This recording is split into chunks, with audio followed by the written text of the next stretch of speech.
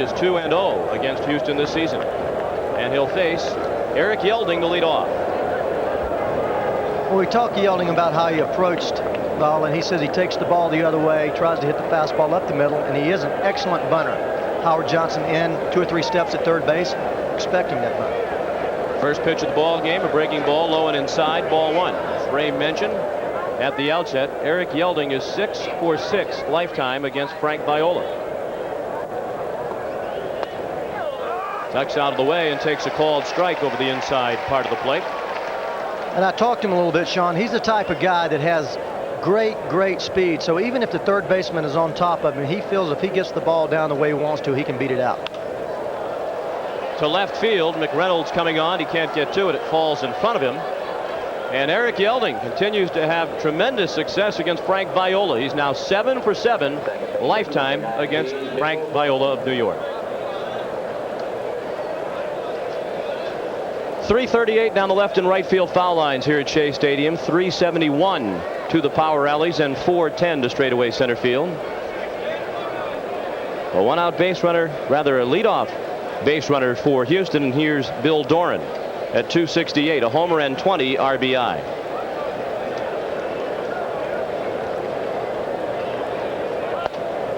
He looks at ball 1 low. You saw Sports Center. You saw our interview with Bob Watson, Houston's assistant general manager, talking a lot about trade rumors. And here's a man whose name has been mentioned in many trade rumors. The National today stated that Bill Doran is a lock to be traded before the season is over. Well, I spoke to him before the game. He's a very good friend of mine, having played with him in Houston, and just a tremendous competitor, consummate pro, and he expects to get traded. His home's in Cincinnati. There's been some talk about him possibly going there, and the Reds moving Mariano Duncan, but you know how those things go, but he expects to be traded. Yelding taking off. Sasser's throw. They got him. Mackey Sasser got off to a terrible start this season throwing out base runners, but he's really been coming on in that department lately. And you saw the numbers a moment ago for Yelding. He isn't caught very often. A nice play at the other end to hold on to the throw. Well, Mackey uses real quick feet here, and lately I've been seeing him throw to second base. Early he had trouble throwing the ball down. Now he's bouncing the ball down there, making sure that the fielder has a chance, and nails him. Dutch Rennert making sure that Kevin Elster held on to the ball, and he did. Play goes 2-6. 1 out and the base is now empty in the Houston first. What happens sometimes to catchers, as you see Mackey Sasser there, they don't get that weight shifted over on the front side, and as a result they throw that almost fly ball out in the center field. Mackey was doing that earlier. He's corrected that, shifts that weight off that back foot, and as a result getting the ball down to second base lower. He has now thrown out 13 of the last 35 base runners attempting to steal. The mark is better than 35%. Viola just missed. He thought he had it, as did the crowd of more than 30,000 here at Shea Stadium. Viola working with a full count to Bill Doran. With 1 out and the base is empty, Ken Caminiti is on deck. Elster throws him out. Here's John Saunders.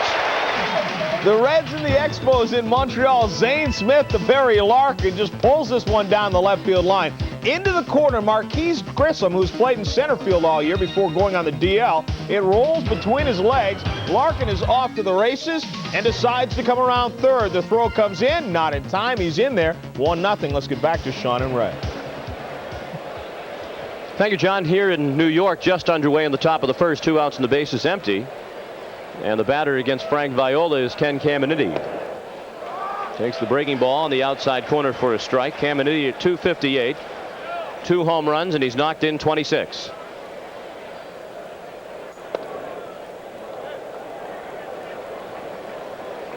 One ball, 1 strike.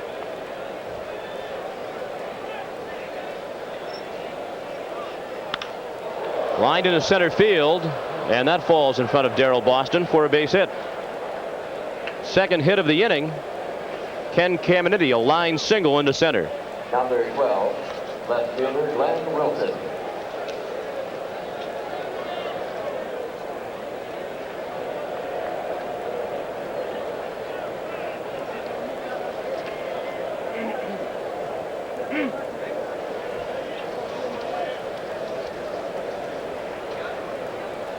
Now Glenn Wilson, the left fielder. Check swing and a tapper right back to Viola. That's all for the Astros in the top of the first. After half an inning in New York, it's the Astros nothing, and the Mets coming up. Greg Jeffries at second. Darryl Strawberry bats cleanup in right field. Kevin McReynolds is the left fielder. Daryl Boston in center field. Mackey Sasser is the catcher batting seventh. Kevin Elster at shortstop. And on the mound, left-hander Frank Viola. Defense for the Houston Astros, Eric Anthony in right field, Eric Yielding the center fielder, Glenn Wilson out left, around the infield, Caminetti at third, Ramirez at shortstop, Doran the second baseman, Franklin Stubbs at first base, Craig Biggio catching tonight, and on the mound, right-handed pitcher Mark Portugal, 6 foot, 190 pounder, 27 years old, fastball, straight change, slider. Excellent changeup, but what happened last year? He was 7-0. Fastball was around 90. This year, his fastball has been 85, 86, and his changeup has not been effective. But he does have an excellent changeup when he's able to pop that fastball. And he has pitched much better lately. He's allowed just 1 earned run in his last 2 starts, encompassing 15 innings. No scores. We go to the bottom of the first.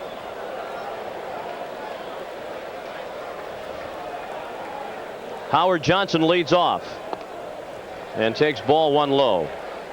Hojo's hitting .236 with 12 home runs, and he's knocked in 41. He'll be followed by Magadan and Jeffries.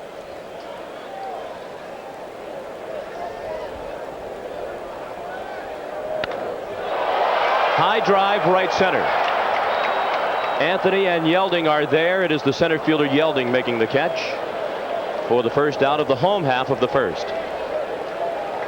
The umpires working tonight's ball game. Greg Bonin calls the balls and strikes. Jim Quick at first. Dutch Rennert in his 17th year as a National League umpire is at second base. And Terry Tata calls the plays at third. This, as you can see, is a veteran crew.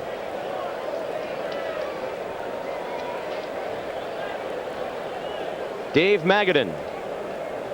He's been a huge part of the Mets turnaround. His average .358. He looks at ball 1 low. Magadan along with Mackey Sasser, they both say all they've been waiting for, Ray, is a chance to play every day. Well, Dave's one of those guys that has hit everywhere he's been. He hit .336 in '83, .350 in '84, .309 in '85, and .311 in '86. Rookie ball, A ball, AA, and AAA. So he's obviously a 300 hitter. Very short, compact stroke, hits the ball the other way, and just was dying on the vine on the bench, and now is very excited. Now they have Mike Marshall, who's upset and talking about being traded, but you're not going to make everyone happy. Magadan has become a fan favorite. He's hit .407 over his last 22 games. On the rare occasions Mike Marshall has played lately, he's been hearing the boos from the fans at Shea. Portugal has fallen behind Magadan 3-1. That's one thing about this ballpark in this city, Sean. It's very, very difficult to play here when you're struggling. They boo you, that you just feel bad. I know in '84 and '85 I was beset by injuries and really struggled because the fans booed me all the time. Then '86 got off to a good start. It just snowballed, and all of a sudden the fans got behind me, and after really not wanting to come to the ballpark in '84 and '85, I thought in 1986 New York was the best place to play. And that's a big reason why. The World Championship won by the Mets in '86.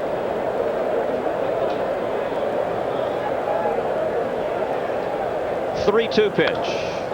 Again fouled away to the left side.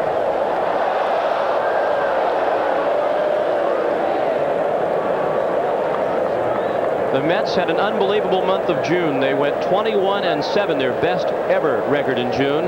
Dave Magadan and Darryl Strawberry led the way. They were 2 of the top 4 hitters in the National League for the month of June. Magadan continues red hot. That's a base hit. Dumped into center field. Yelding got to it quickly as Magadan took a big turnaround first. Second baseman, number 9, Greg Jeffries.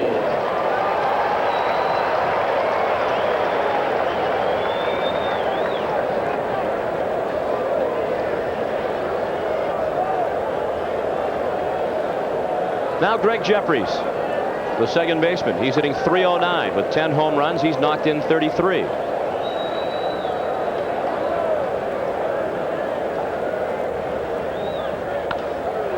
Bounce in the hole, base hit right field. Magadan's on his way to third. Anthony's throw comes into second. Back-to-back singles with one out. And the Mets have runners at the corners.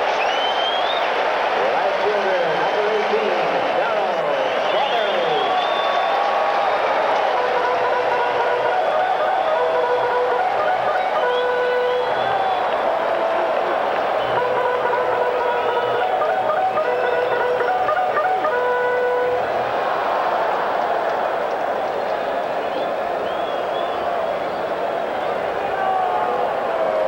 Now Darryl Strawberry.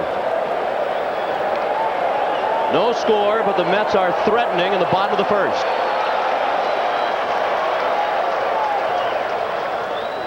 Off-speed pitch dropped in by Portugal for strike one. Strawberry up to 293. 17 home runs. He's knocked in 46.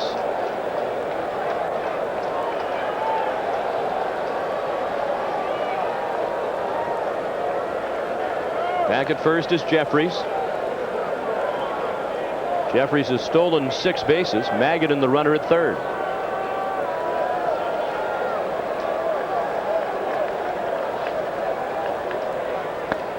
Fastball inside corner, says Greg Bonner.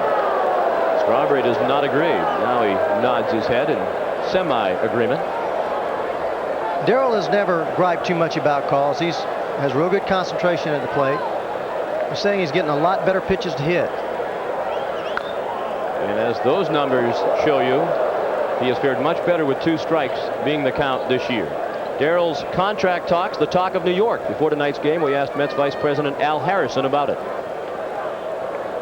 We don't like to, as a rule, negotiate during the season, but we have done it on occasion with Howard Johnson last year, and in this case we're trying to get Darryl signed to stay in New York. So if we're going to do it, it seems to us it'll be evident in a few weeks if we can get it done. If we can't, well, then it will wait till the end of the year.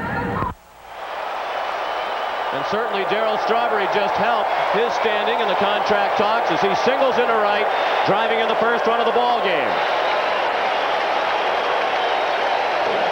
3 straight singles for the Mets. The base hit by Strawberry scored Magadan from third and sent Greg Jeffries to third. And this is a familiar scene for Art Howe. With just a fastball down in the strike zone, not a good place to throw a 1-2 pitch to a guy like Darryl Strawberry. He's lucky he didn't deposit that in the parking lot. The ball's right over the plate. You don't throw that man a fastball down anytime. Three straight hits, still runners at the corners with one out. The 5th batter of the inning is Kevin McReynolds.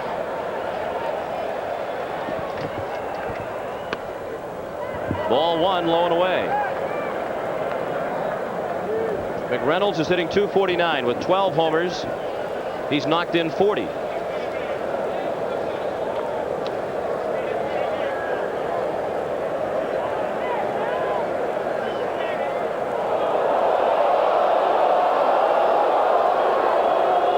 Jeffries and Strawberry, the base runners at third and first, respectively. Well, the only good thing that move as far as in case Darryl Strawberry is stealing second base, and you're not going to see that happen in this situation unless it gets to be a 3-1 situation. You're going to let Kevin McReynolds swing the bat.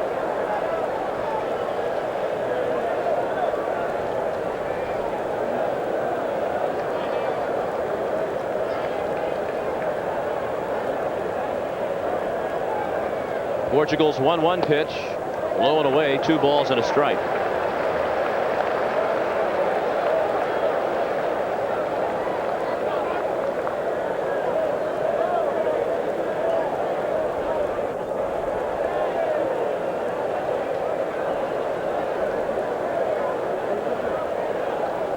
Again, Strawberry is back to first.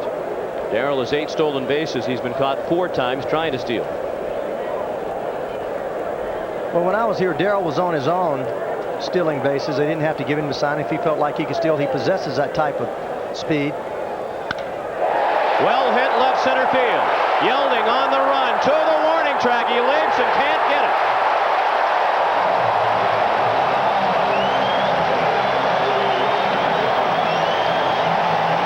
A 3-run homer for Kevin McReynolds, and the Mets have a 4-0 lead.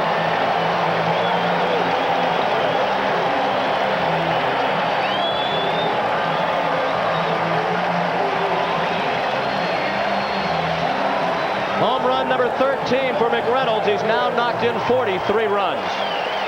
Fastball right out over the plate. Kevin gets good extension on it. This ball barely clears that fence out there. Yeldon gives it a great try. About 3 feet plus.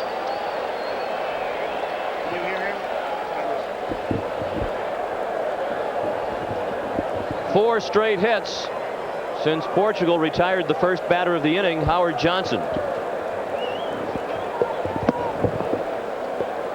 Art Howe. His Astros already in the basement in the National League West with a record of 32 and 45. That ties St. Louis for the worst record in the National League. Only the Yankees have a worse record in all of Major League Baseball. Daryl Boston at the plate. The count is 1 ball and 2 strikes. Boston, along with Mark Carrion, have really done a terrific job filling center field for this club. They really have. They really struggled early with Keith Miller out there, and after making all those trades, getting rid of all those center fielders, Dykstra, Mookie Wilson, they were really in a dilemma there. They tried Keith Miller, who's always been a second baseman, shortstop in the minor leagues. Daryl Boston has really played well. Carrion's really swinging the bat well. The strikeout of Boston, the first strikeout of the ball game for Mark Portugal. The Mets begin the night a game and a half behind first place Pittsburgh in the National League East.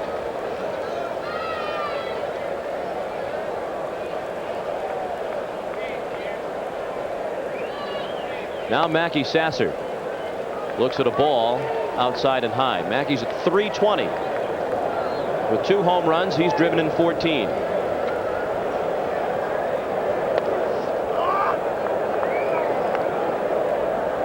Like Dave Magadan, he had to wait his turn to get a chance to play, and now he's playing, and he's going to have that everyday spot for a while, it looks. Well, he's always been a hitter. They question him catching. He's learned to throw now, but he's always been an offensive player. Never had a lot of power, but outstanding line drive hitter. He's a hacker. He reminds me a lot of Richie Hebner, going up to the plate, swinging at the ball, down, up. It doesn't make any bad ball hitter. Drives the ball all over the ballpark. He's working on a career high 8-game hitting streak.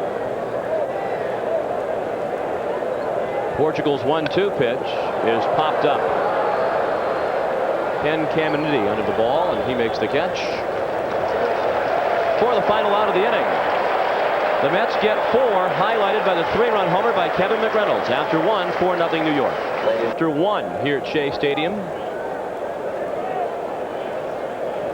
4 hits in the first inning for New York, highlighted by the 3-run homer by Kevin McReynolds off beleaguered Mark Portugal.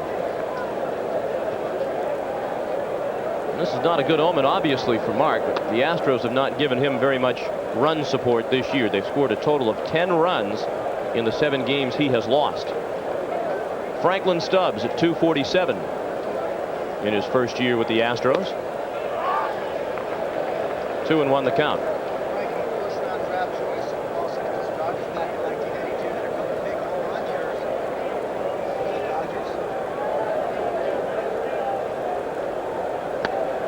Check swing. It's a called strike.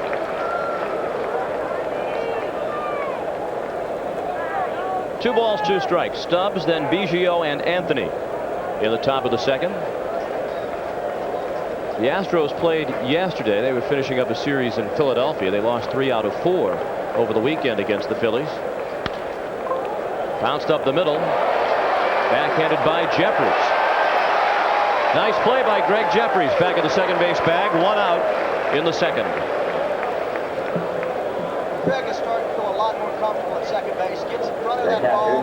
Sets himself, comes up, possesses a real strong arm.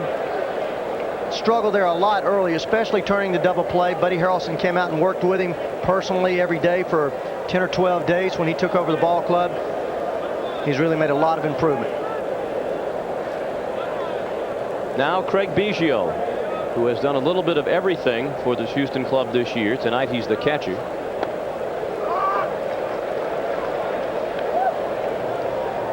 Strike 1 the count. Biggio's a fine hitter, 276. His average for this season, 3 homers, 24 RBI.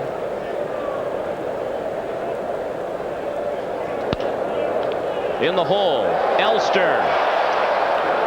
Didn't have much on the throw. Made a great play to get to it. And it looked as though the ball slipped out of his hand as he tried to throw across the diamond. And Craig Biggio has the third Houston hit of the night. Well, that's one of the reasons why they're trying to move him to second base or center field. He possesses great speed. Stole 21 bases last year, so he's one of those guys that hits that ball deep in the hole. You're not going to throw him out. So Viola's already given up 3 hits. He was helped along by the caught stealing of Eric Yelding in the first inning. His first pitch to Eric Anthony, a ball low. Anthony's hitting just .225. 7 homers. He's knocked in 17. Well, here's a guy that the Astros are waiting for to wake up. Possesses tremendous powers. Hit the ball 500 feet a couple of times this year. Upper deck shot in the Astrodome. Possesses. And sneaking into second as the Mets fell asleep was Craig Biggio. Sean, that's that situation where the shortstop and second baseman, they'll drop their head. I remember a guy named Greg Schneck, who came from the Mets organization, did it about 7 or 8 times in AAA. But what happens, you look and you see the shortstop and second baseman. A lot of times they'll look around to the outfield. Nobody's there, obviously. But if you pay attention in this game, a lot of things will open up for you. Craig Biggio seeing that Jeffries and Elster possibly turning toward the outfielder. Usually it happens on the first pitch after the ball comes in from the outfield when the infielders turn back toward their positions. Biggio in scoring position, and the pitch fouled back by Anthony.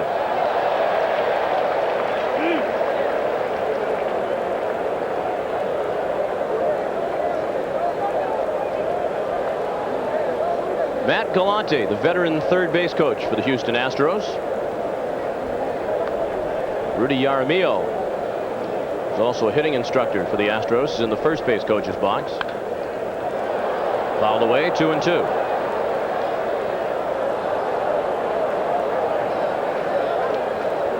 Word from Houston is that Art Howe is not in any jeopardy of losing his job, despite the fact that the Astros have been a major disappointment.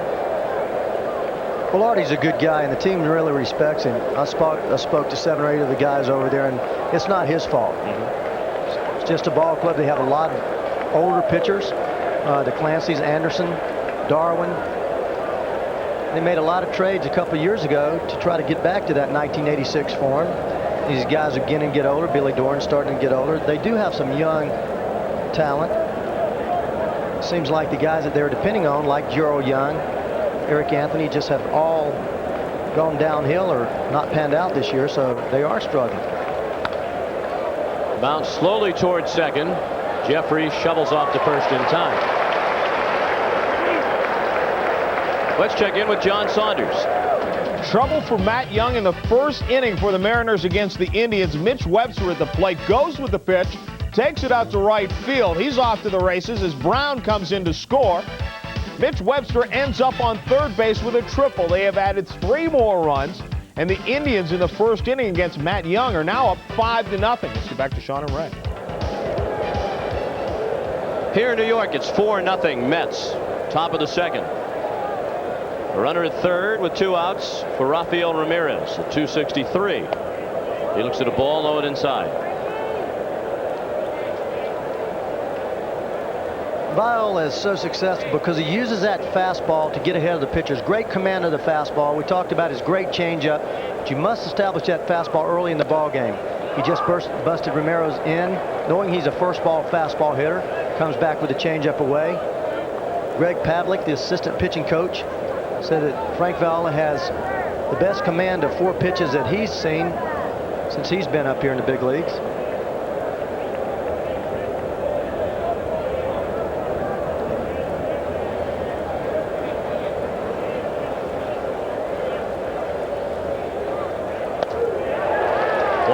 Two strikes. It wasn't exactly a smooth ride for Frank Viola when he came to the Mets in midseason last year from Minnesota. Apparently he was tipping off his fastball. He was jiggling his glove a little bit when he was going to throw the fastball, and opposing hitters were well aware of that. That's a flaw that he has corrected. He's back to his Cy Young form. 1-2 pitch just inside.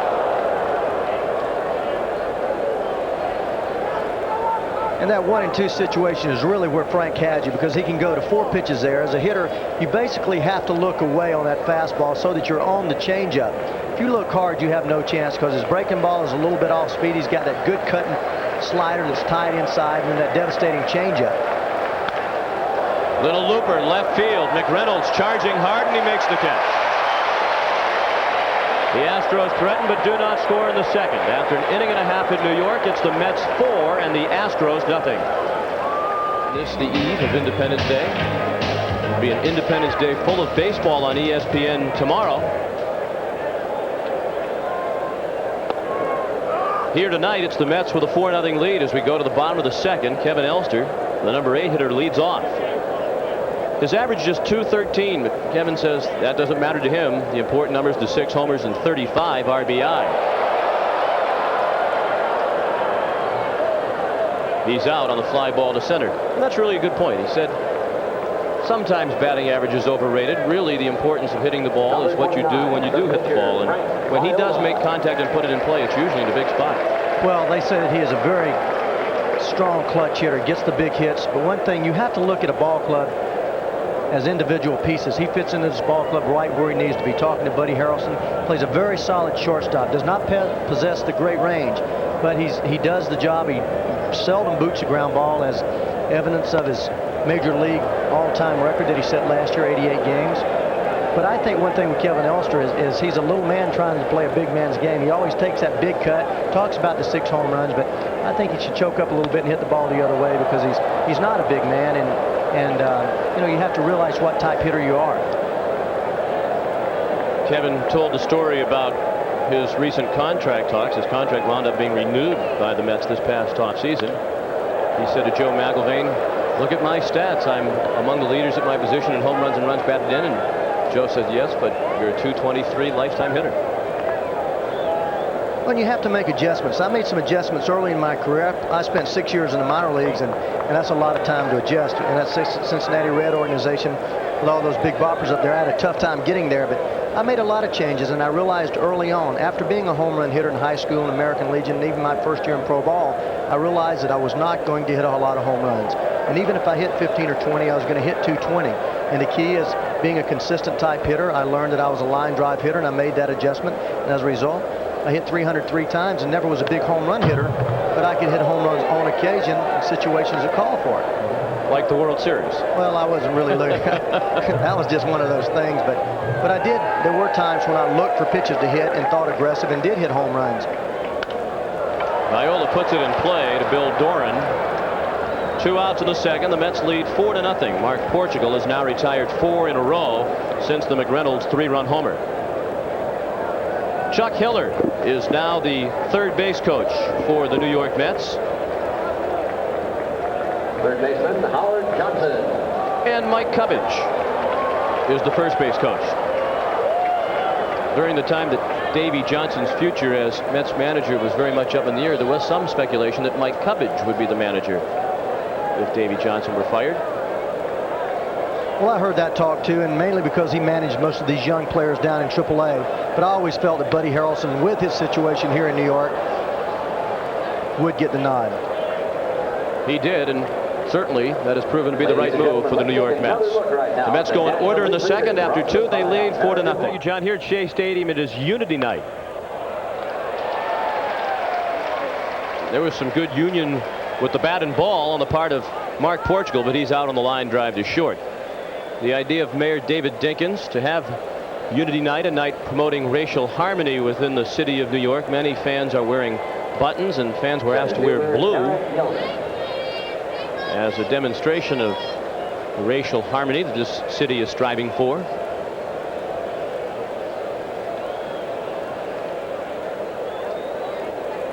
One out on 1 pitch for Frank Viola in the third. He's working with a 4-0 lead. His first pitch of ball to Eric Yelding, who started the ball game with a single to left. He was thrown out trying to steal second.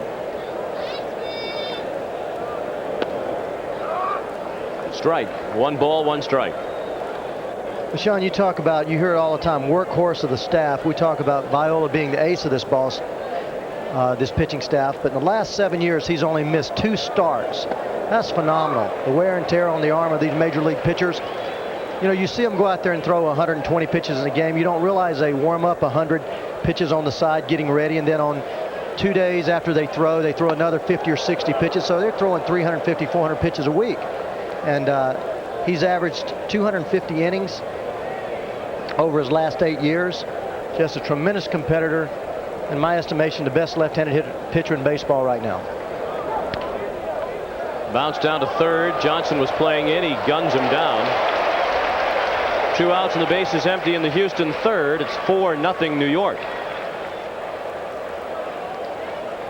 Well, Hojo already playing him shallow, but watch him come up and throw. He has a great throwing arm. He comes up and just guns that ball to first base. Nothing but a blur over there.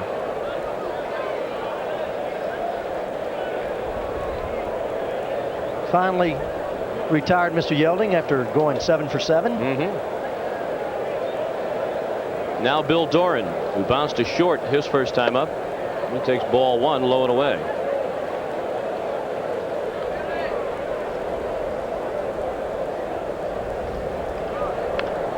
Didn't mean to, but he fouled it off by the Mets dugout. A lot of people talk about attitude. Billy Doran was with the Houston Astros. He broke in when I was playing there in 1982. The best attitude, I think, of any young player that I'd ever been around. I know that when I broke in with the Cincinnati Reds, it was the old school. You didn't get into the batting cage until one of the big boys let you, one of the veterans let you. Nowadays, young players come up and they don't earn their stripes. They jump right in there, and I think that was a lot of the problems last year with Gary Carter and Keith Hernandez, with guys like Greg Jeffries. They didn't want to tolerate a young guy coming in there feeling like he was a big cheese or a big part of the situation until he earned it. Billy Doran had a great attitude as a young player. In fact, the first day he saw me, he called me Mr. Knight. But he was born in Cincinnati, and me breaking in with Cincinnati. When he was a young kid, he saw me play, but what a great young player at that time, a great attitude, and turned into a tremendous professional. Art Howe is probably wondering how much longer Bill Doran will be a member of the Houston Astros. Reading between the lines of what Bob Watson said on SportsCenter, you really did get the feeling that this is a club that's going to make some changes before the year's through. They won 86 games last year. They only were 6 games out of first place in the National League West. And all of a sudden, they're among the worst in baseball. Well, Sean, it's pretty obvious. When you're trying guys like Yelding and Biggio at a lot of different positions, you're looking for something. They know that what they have is not the answer. They're looking for those answers. They're trying these guys at different positions, trying to find the right key, the right blend. And when they do find that in their minds and they get it set, they're going to move a lot of people in this ball club and start all over again.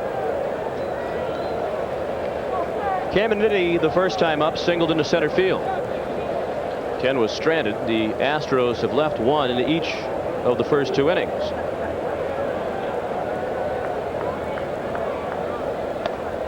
Swing and a miss.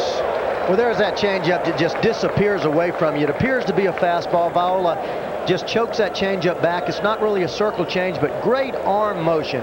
It looks like a fastball, and it gets to home plate, and it just kind of falls away from you and just disappears. Just tremendous movement down and away on that changeup with great arm motion. That's in the dirt. Doran takes off, and he'll move into second without a throw. Mackey Sasser blocked it, but it bounced a little bit up the first baseline in foul ground, and it's a wild pitch charged to Frank Viola. Well, there you see Mackey Sasser. One thing a catcher has to do is square his shoulders to the mound, and Mackey did not do that. As a result, the ball went to the right of him. Billy Doran, this is one thing that a great instinctive player will do.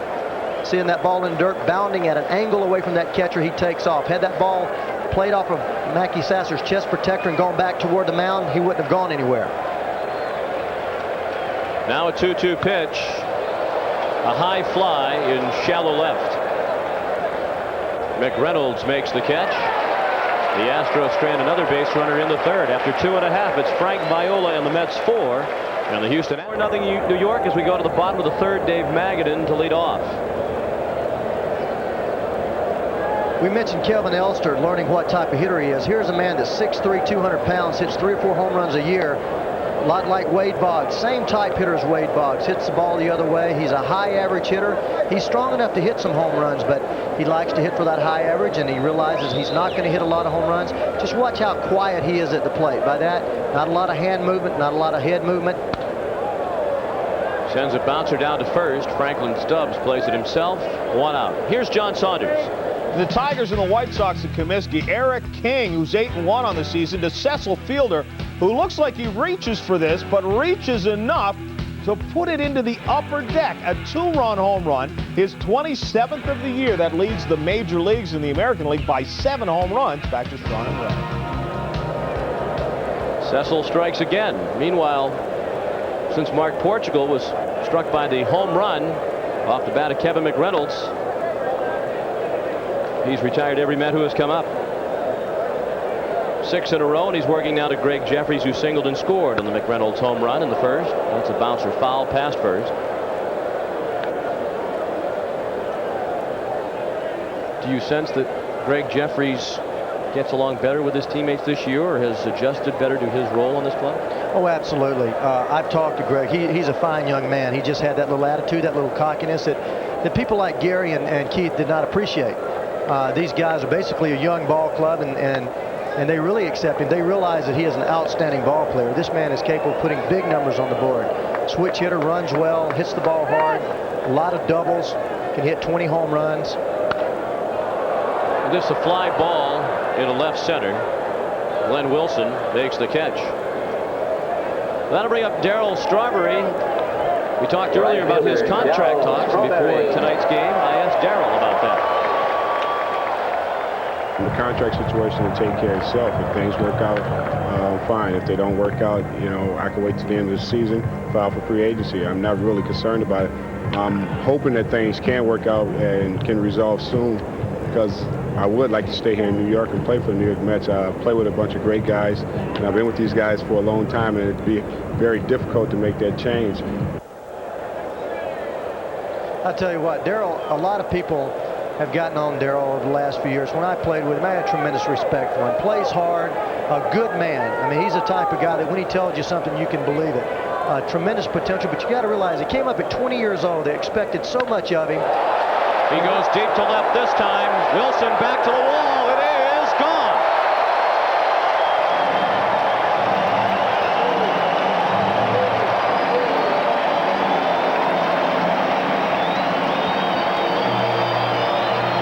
Number 18 for Darryl Strawberry.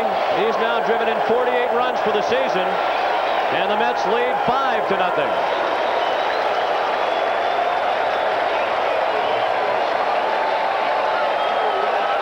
That's tremendous power to the opposite field. That was way out of here in the power alley in left center. Hey, he has great power. We talked about the ball down. Look at this. This is a fastball up. That's one thing that I've noticed about Darryl. Talking to Rusty Staub, one thing that he's learned to do is get those hands up on that fastball. If he gets it in the air, it's out of here. Great swing, great bat speed, stays behind the ball. Just a tremendous hitter. That's the second Mets home run of the ball game. The first one, a 3-run shot hit by the man at the plate, Kevin McReynolds, who took Portugal over the fence and left in the first inning. Well, you hear so much about Jose Canseco. A little later on in the show, you're going to see some graphics comparing Darryl Strawberry and Jose Canseco. And a lot of people are going to be surprised with what that man has done. There you see it right there. Cash Brothers. Darryl has averaged a home run every 15.5 at bats. Jose one every 16 at bats, and he's even stolen more bases. And he's averaged right there with, that's the career numbers now. Straw's hit one home run out of every 15.5 at bats. Driven in 1 run every 6 at bats, where Jose's driven in 1 every 5.5 at bats. So I do imagine he will command some big dollars. Darryl told me a number of things in our interview before the game. You just heard his comment. The comment we heard, I think the most telling thing that he said was he wants to stay in New York. A couple of months ago, you got the feeling he was definitely going to wait till the end of the season and check out his options on the free agent market. But now there's very much the sense here in New York that he wants to stay. And you also get the impression that Al Harrison and the front office of the Mets will do everything they can to keep him here. Well, they better keep him. A guy like that just does not come along. He is a franchise player. Just 26 years old, 27 years old. He's the type of guy that comes along once every 10 or 15 years. McReynolds strikes out. That ends the inning. Second strikeout for Mark Portugal. But he's touched up again for a home run. The solo shot by Strawberry makes it 5-0 New York. Rain night back at Shea Stadium in New York. The Mets have a 5-0 lead as we move along to the fourth inning. A 3-run homer by McReynolds. A solo shot by Strawberry for the Mets. Glenn Wilson, a fly ball to right center. Boston waves Strawberry off and makes the catch.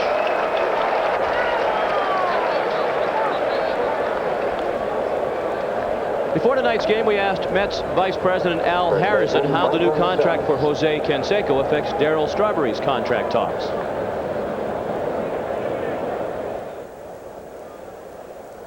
Well, it's a little premature to tell yet. Obviously, it's a factor that is a wild card that wasn't involved a couple of weeks ago. But there are a lot of contracts that figure to be comparables that we'll talk about, including Will Clark and Don Mattingly and Eric Davis and Kirby Puckett and many others. So that'll just add to the equation in terms of the comparables. Franklin Stubbs out on the bouncer to second. I didn't get the feeling talking to Darryl, because he's not a man of as much ego as a Jose Canseco or a Will Clark, that the money was really that important. He didn't say, I definitely want as much as Canseco, or I want more than Canseco. But the 5 years was something he said is very important. He wants it to be a 5-year contract. Well, he sure does. And you're right. Darryl never has possessed that ego, but he knows what he's worth. And you know that those names that were mentioned by Al Harrison there are the top 5 or 6 players in all of baseball. And Darryl Strawberry knows that he's right there in the top 4 or 5%. And he knows what he's worth, and his agent knows what he's worth. But he does want to stay in New York, and he's looking for that long-term contract, because one thing happened, for sure may happen. You get injured, and it's all behind you, so that security is very important. Now, with the money such as it is in the game today, Craig Biggio, the batter, reached on an infield hit his first time up. I'm waiting for you to announce your plans to return to the game. How can you afford not to play? Right. I'm telling you, but I just couldn't play anymore. Hey, expansion's coming, Ray. They'll be looking for any warm body who can get out there and get the job done, even on a limited basis. You know, Sean, I hear a lot of old-time players complaining, very bitter about the escalation of salaries and the explosion. And I do feel badly for a lot of the retirees that retired before the explosion in pension money and the licensing money. But I don't feel bitter for these guys. I realize what the pot is out there. I realize the money that the TV revenue has generated. And these guys are basically entertainers. And look at Frank Viola, the money that he commands. He is the best in the business. I mentioned him being the best left-handed pitcher. You look at the best surgeon in the world, the best actor, the best whatever, and they command great monetary value. And that's what happens now in professional athletics. Biggio down the line, a foul ball. Just missed, going directly over the bag. Terry Tato was right on top of the call, and Craig Biggio was literally an inch or two from an extra base hit. That ball right there hit on the line and was hooking. Ball's hit toward the line. If a guy's right-handed, the ball will always hook toward the line, toward the left field line. If he's left-handed, it'll hook toward the foul line. Also, if you're right-handed and you hit it to right field, it dies with that counter spin, that opposite counter rotation spin toward the line. So the ball always moves toward the line that it's hit to.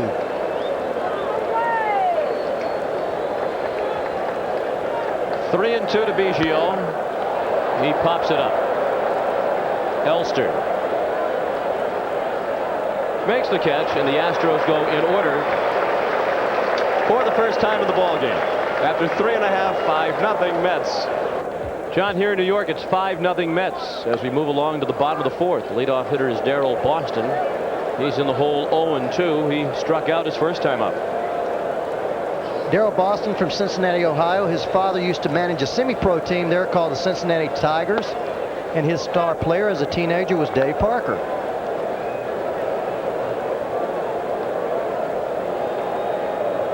He went 1,593 plate appearances before he was hit by a pitch. He strikes out for the second time here tonight. He had never been hit in 6+ years in the major leagues before the Cubs' Mike Harkey on June 13th hit him with a pitch. Nearly 1,600 plate appearances.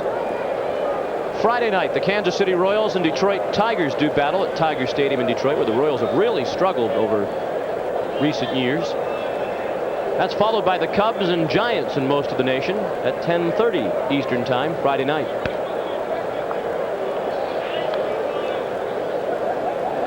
We will have to get our fix of baseball this week because we'll have the All-Star break and some of us won't know what to do for 3 days. You're going to be going to Wrigley Field. I am. We're going to have the Baseball Tonight show from Wrigley Field. Mackey Sasser extends the longest hitting streak of his career to 9 games as Bill Doran couldn't track down his little looper in shallow center. Earlier in his career, Bill Doran would get to this ball. Well, I think so too. Billy had knee surgery, he had arthroscopic surgery on his shoulder. But as you see him set right there, he takes another stutter step. And you have to break and run full tilt. He breaks and runs, then he slows down. He just misread that ball a little bit there. He was running along with that ball. What you have to do as an infielder, you turn your back to the infield, you bolt full tilt until you see the ball behind you. You turn around, then you make the adjustment. Kevin Elster.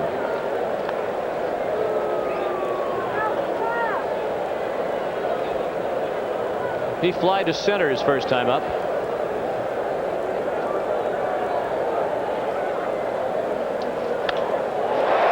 Line drive, sinking fast, a base hit and a right. Sasser stopped at second. Back-to-back singles with one out for the Mets in the fourth as they look to build on a 5-0 lead. The pitcher, Frank Viola. That's what Kelvin Elster has to do. Watch how he tucks his elbow and keeps his head on this ball and all the way going to right field. He has to learn to do that. I believe he can be a high average hitter. He's got a real quick bat. He makes a lot of contact, but he can't keep on trying to pull the ball. The last at bat, he pulled off a couple of pitches. That time, he went to right field and got him a base hit. Xavier Hernandez, a right-hander, has started throwing in the Astros bullpen. Runners at first and second with one out. Astros expecting a bunt from Viola. He swings and misses. Well, I know the Mets have the play. If they see movement on the infield, it's called a slug bunt. You choke up a little bit on the bat, you square around. If you see movement from third base, first base, short, and second, then you just swing the bat and try to hit a ground ball because the whole middle infield is wide open. The only person standing out there is the pitcher, and that's what Viola did. Caminiti is 15 feet in front of the bag at third base. Stubbs is 4 or 5 feet in front of the bag at first. Viola, base hit, center field. Sasser is being held as Yeldon got to it quickly and got it back in.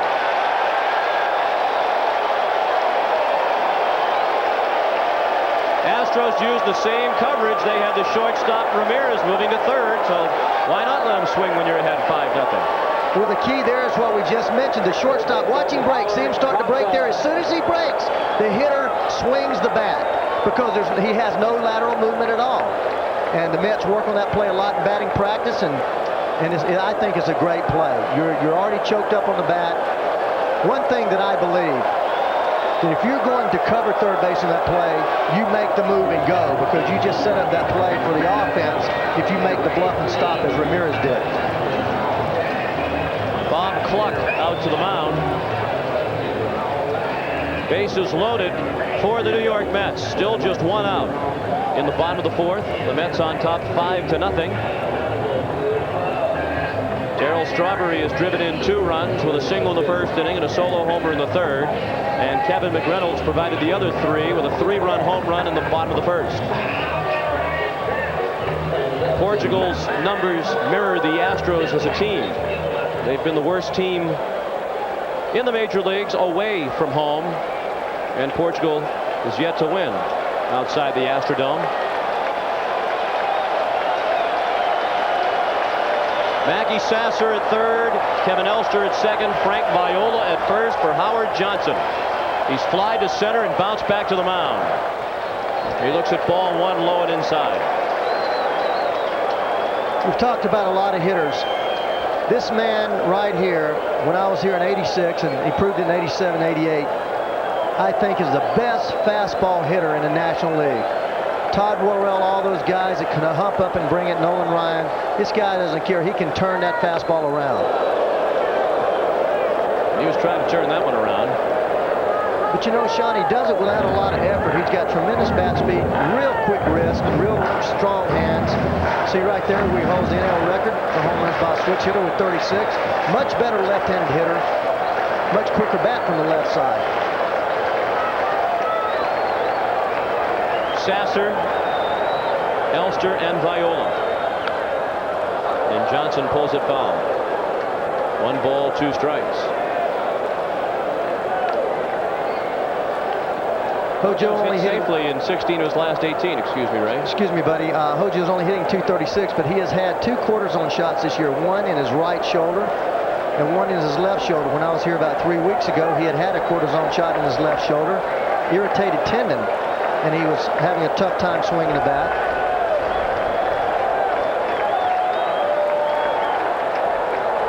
And Portugal steps off. He's fighting to stay in the ball game. Already trailing 5-0.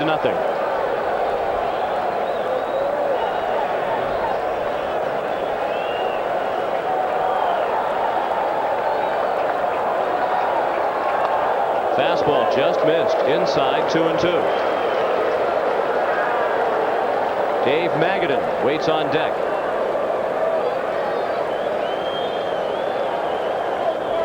Well, here's a situation, 2-2. Mark Portugal, star of the show, we mentioned that outstanding changeup. He's not shown it to us tonight. Be an ideal situation to throw it. Fouled at the plate, still 2-2.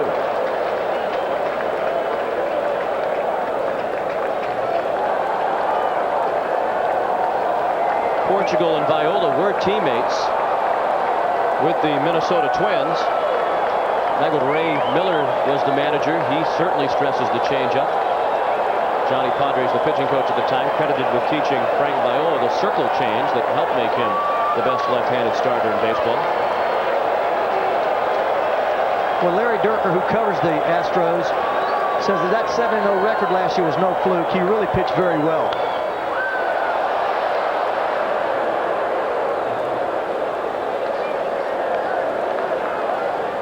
But when you lose something off that fastball, here we're talking about a 90-mile-an-hour plus fastball, that really sets up all your off-speed pitches. When you start throwing that thing about 85 like Mark Portugal has, then people don't have to cheat on that fastball. As a result, it doesn't offset the timing of the hitting.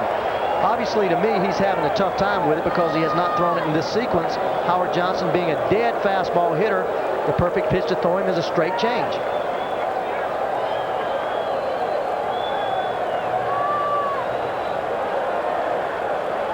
Another 2-2 pitch. Breaking ball in the dirt. Blocked by Biggio.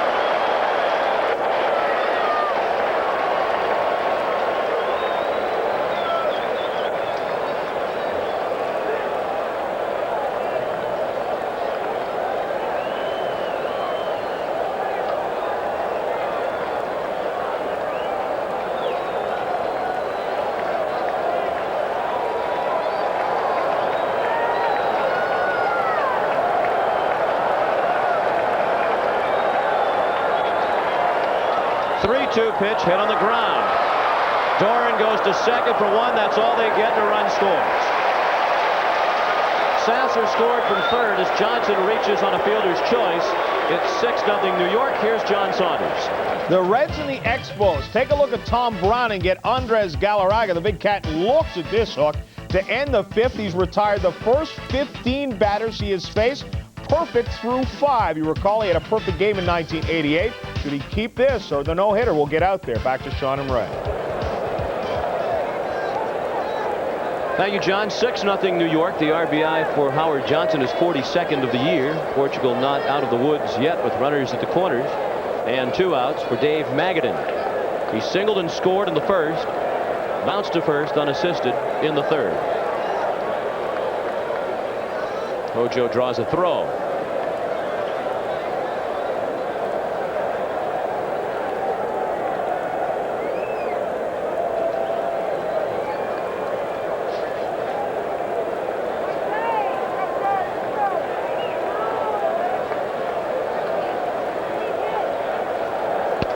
Fastball high and away. Ball 1. Well, you talk about the changeup. Mark Portugal should use it.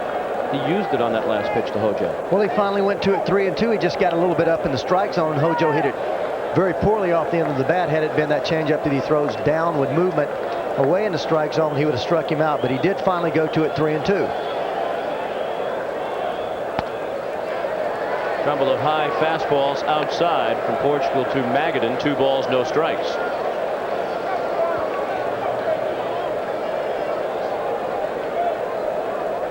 Kevin Elster is the runner at third. Howard Johnson at first.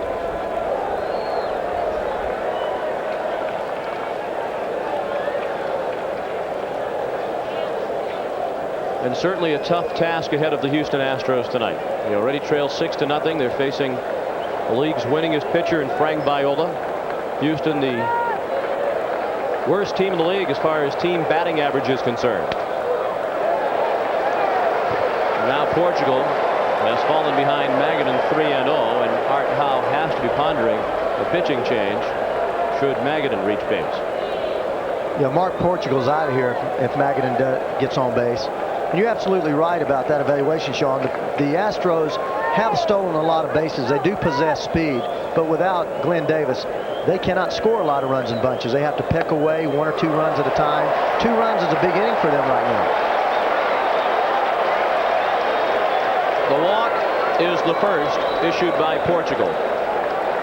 Loads the bases again with 2 outs for Greg Jeffries, who is the 7th hitter of the inning.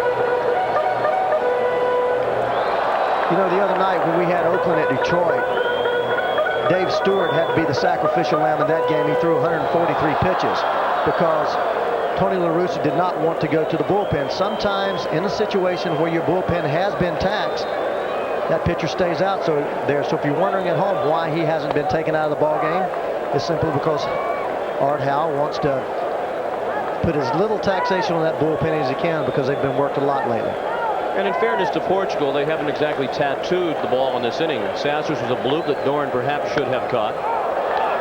Kevin Elster's an opposite field base hit. Viola took advantage of the big hole created by Houston's bunt coverage. Then the fielder's choice and the walk. Yeah, but I keep thinking about those 2 bombs, McReynolds and Darryl. You can fault Mark Portugal for those. Nothing chintzy about the home runs at all. 6-0 New York. They can blow this thing wide open if they haven't already with a hit here from Jeffries. A little fly ball. A late start for Anthony. He's charging hard now to make the catch. The Mets get just 1 run. They leave the bases loaded. After 4, 6-0 New York. Time up, he'll be followed by Ramirez, and then the pitcher Portugal is scheduled. Hernandez is still throwing. There's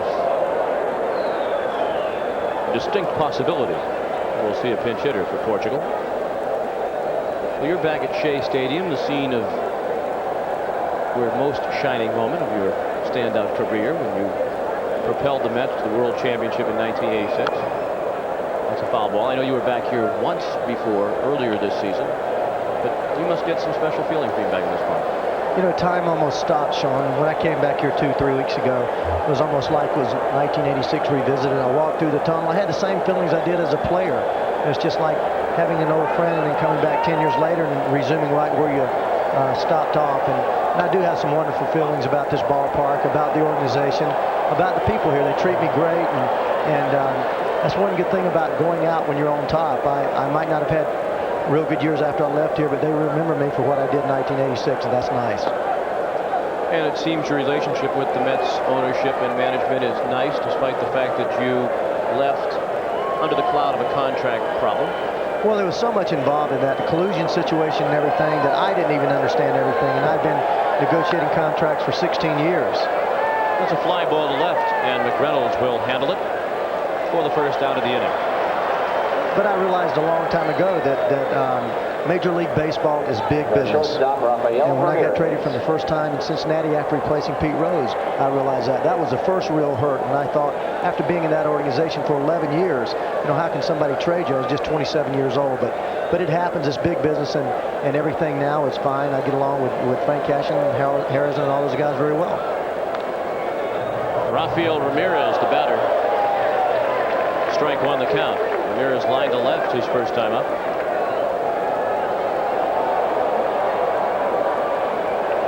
Six nothing Mets. We're in the fifth. Viola missing inside. 1 ball, 1 strike.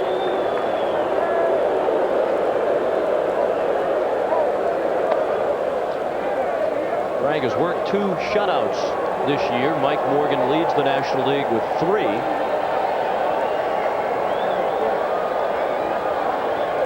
Viola's pitched 4 complete games. Ramon Martinez, also of the Dodgers, leads the league with 6. That'll be a base hit. Nothing Jeffries or Elster could do on the bounding ball up the middle by Ramirez. Here's John. Well, Sean and Ray, the A's and the Brewers, and here is why Ricky Henderson can be so deadly to a team. Mark McGwire with the shallow pop. Gantner's back on and has it. Doesn't even think about Henderson coming home, but he does. The throw is too late. Henderson is in there, and the A's are up 1-0 in the first. Let's go back to Sean and Ray. Jim Gantner heads up ball play, Ray, and he didn't take anything for granted. He was backing up to get himself in position to catch that ball coming forward to make a good throw, and it looked like he did. The catcher didn't catch it. He did everything he could. That's what Ricky Henderson can do to you. I've said time and time again, I think he's the most explosive offensive player, the biggest catalyst in the game. You can talk about the Cansecos or Strawberry, but he can do a lot of things, and to me, he's the most single offensive player in baseball. Since your retirement. Yeah, right.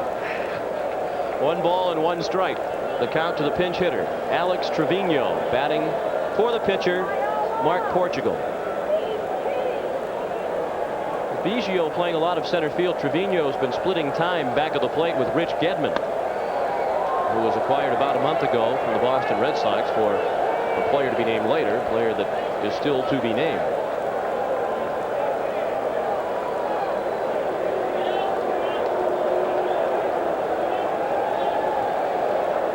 Trevino has appeared in 33 games this year. He's hitting just .197. He's 2 for 9, including a home run as a pinch hitter. That's a well-hit ball to center, but right at Daryl Boston for the second out. We're keeping John Saunders busy. John, it's all yours. Well, Tom Browning was busy as well, working with a perfect game, but leading off the 6th, Spiko and the smash off the glove of Sabo. That's a clean base hit. That breaks up the perfect game and the no-hitter. He has a 1-hitter, though, into the 7th. Let's get back to Sean and Ray.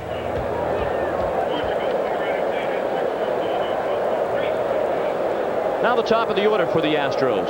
For 2 outs, it's Eric Yelding. He's 1 for 2 with a single back in the first. There's the good changeup from Viola. Strike 1. And Eric talked about him going the other way and trying to hit that changeup to right field. Like to me, he was thinking about hitting the ball out of the ballpark. But that's what happens. Frank Viola has that changeup. When he has it going, you can look for it and not hit it. You know, another thing when you watch him pitch, Sean, every pitch has a purpose. He throws that big breaking ball occasionally, the short to you, that slider, but he misses, but he never misses much. Always a perfect pitch.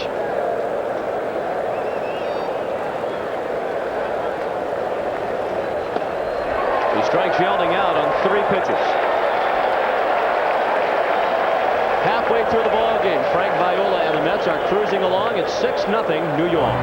The 19-year-old rookie strikes out Ray Knight and 4 others, picking up his first career victory. Good-looking swing, though, Ray. Oh, boy, that was a good hack. And that fan, he wasn't as upset as I was. He was bringing it about 95 that night, first time I'd seen Dwight, but I knew right then and there. I was a high fastball hitter. Normally I could foul a pitch off like that with 2 strikes, but he just blew it right by me. Strawberry greets Xavier Hernandez with a tremendous blast to right center. That is off the scoreboard.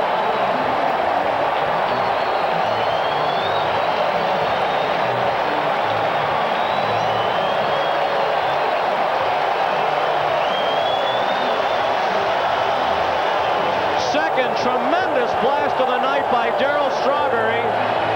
He's now 3 for 3 with 2 home runs and a single. He's driven in 3 and scored 3. And the home run is his 19th of the season. It's 7-0 New York. I'll tell you one thing, they better sign the man right now. He is swinging the bat as well as anybody can swing it. And he has the potential to hit 45, 50 home runs, but Just another pitch. It's just a fastball down. We talked about his ability to hit the ball down. He hits that ball 450, 60 feet, about halfway up that scoreboard. Tremendous blast. And he just acknowledged the request for a curtain call from this crowd of more than 30,000 at Shea Stadium. A rude greeting for the new pitcher, Xavier Hernandez, who's on in relief of Mark Portugal. And he's working now to Kevin McReynolds, who had a 3-run homer off Portugal in the first and struck out swinging in the third.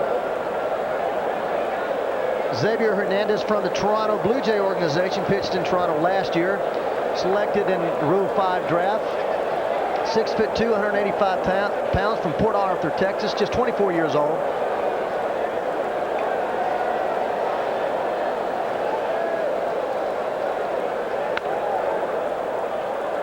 Down to third. The new third baseman is Dave Rohde.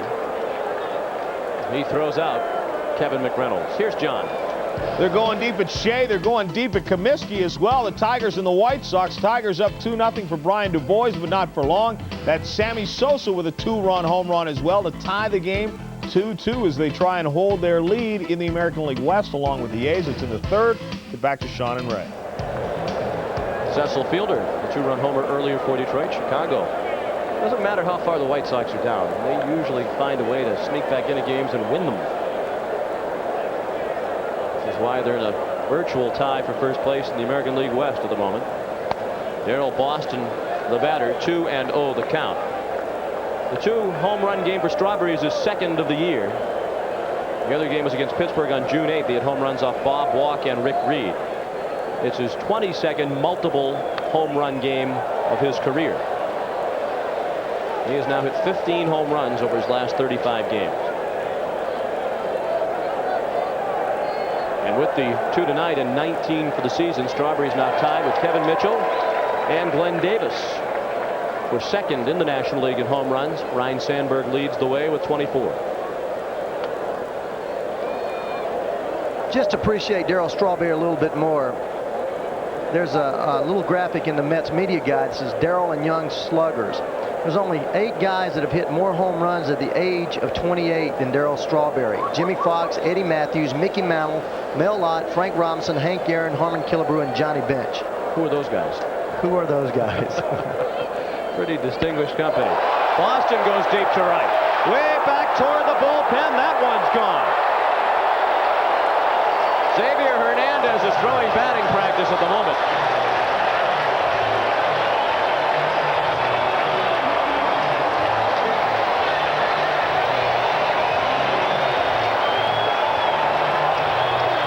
Number 6 for Boston, the 4th Mets home run of the ball game.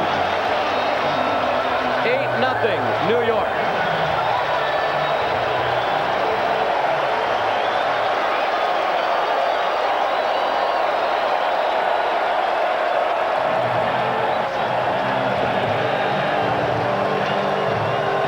Well, again, he tries him with a fastball, almost the same spot to Darryl Strawberry, and he hits it almost the same spot, right off the 0 under the R for runs.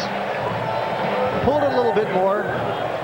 But that's 2 tremendous blasts. I played here for 3 years, was in the National League for 11 years. I only saw 2 balls hit off of that scoreboard, and all the time that I was here and here tonight, we see 2 balls hit halfway up it. 4 home runs tonight for the Mets. They far and away lead the National League in home runs. The Cubs second with 79.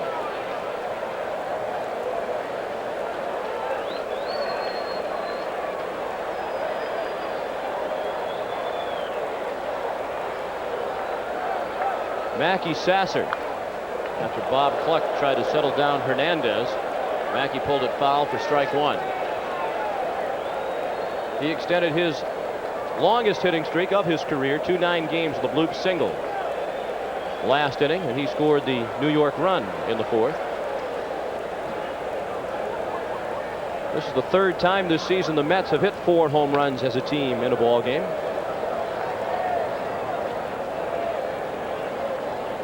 McReynolds made it over the wall with a little bit to spare. The other 3 were tremendous shots.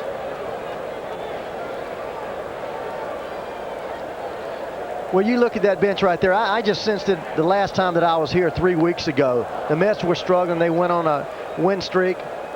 They're starting that quiet, confident feeling.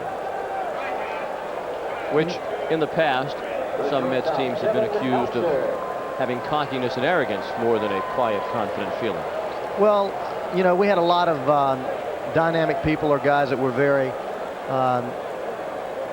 just vocal. Myself, very aggressive and happy. You know, I never felt that we were cocky back in '86. A lot of teams did, but Gary got very excited.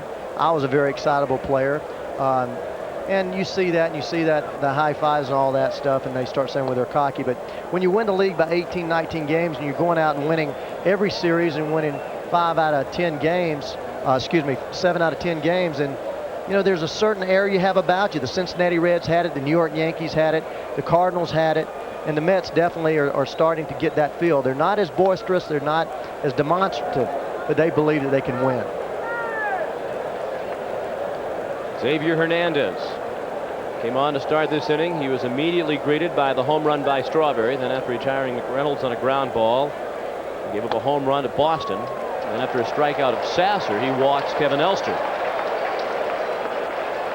A little bit of everything in this inning for Xavier Hernandez. Frank Viola. Ray, it seems to me more than a coincidence the Mets turned it around when Bud Harrelson took over. How much of the credit does he deserve? Well, I think he deserves a lot of credit. I think they've become stale here with Davey Johnson. Great respect for Davey, I do, but I think Davey, after managing the veteran ball clubs that he did, had basically become stale and withdrawn from the ball club. Buddy is very outgoing, upfront, knowledgeable, hard worker, and these guys have responded and respect that. Responding in style tonight. After 5, they lead 8. Fortunately, Ray Knight has decided to watch a couple of innings from the stands, and there's Ray settled in among the fandom. Here at Shea Stadium. Frank Viola's first pitch of the 6th. A ball low. To Bill Doran. He'll be followed by Dave Rohde and Glenn Wilson. Rohde's in for Caminiti, who you noticed after a swing earlier, he appeared to grab his shoulder. He sure did. He took a swing of that pop up to left field and grabbed his left shoulder. And I mentioned it to you, and obviously he's got something wrong in there. Sometimes you swing and you just get that bat out front a little bit, and you turn that right arm over, and it's like you pinch that tendon in there, and there's a shooting pain, kind of like a hip pointer. We call it a stinger, like in football when you bang your pads against someone's helmet. Same things happens in baseball when you come over that. There's a little check swing back to the mound. Viola throws Doran out. Bill's now 0 for 2 with a walk. Once again, here's John Saunders. Red Sox Twins game, a great play, heads up here. Wade Boggs at the plate to Fred Manrique. Looks like he might get Boggs at first, but not in time. Ken Herbeck heads up, comes home, and Harper applies the tag to Quintana to end that as they try and get a run. It's still 1-0. It would have been tied up. Back to you. And it's Roger Clemens on the mound in that ball game, going for his 13th win. Twins swept the Red Sox in a series out at Minnesota earlier this year. Those two teams go at it tomorrow afternoon as the first game of our coverage on the 4th of July. Dave Rohde up for the first time in the ball game. He came in the bottom of the 5th inning along with Hernandez. No official report on Caminiti yet, but it did appear as though he injured his shoulder. Dave Rohde, a 5th-round draft choice of the Astros in June 1986. Played last year at Columbus and Tucson, where he hit .280 at Columbus, .291 at Tucson.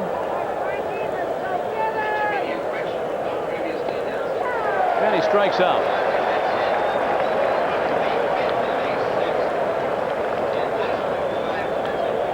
Two strikeouts in the ball game for Frank Viola. And we invite you to tune to ESPN throughout the day tomorrow for great Major League Baseball action. Just saw a highlight from the Red Sox and Twins. They'll meet again tomorrow. Greg Harris, David West, the starting pitchers in that one. Kansas City and the Tigers come your way Friday night at 7:30. That's game 1 of the Friday night doubleheader.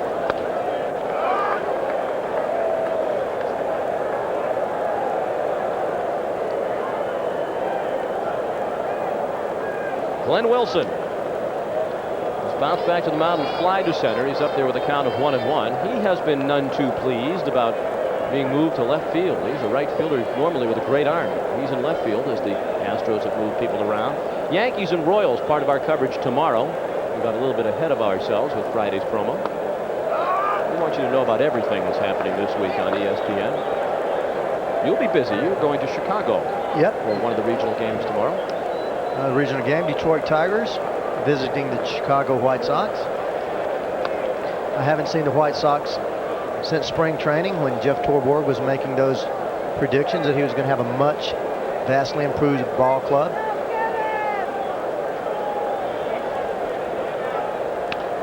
Off the end of the bat goes Wilson. Magadan way in the hole. Nice play. Viola covers it, goes 3-1. The Astros go in order in the 6th. After 5.5 at Shea Stadium, it's the Mets 8 and the Astros nothing. It's in the top of the order in the 6th. Howard Johnson's 0 for 3. He picked up an RBI with a fielder's choice in the 4th.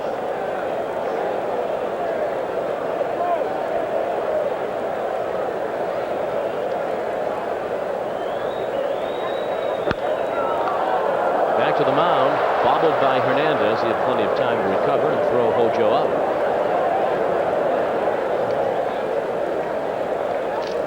First baseman Dave Magadan. One of many Howard Johnson fans in attendance at Shea Stadium.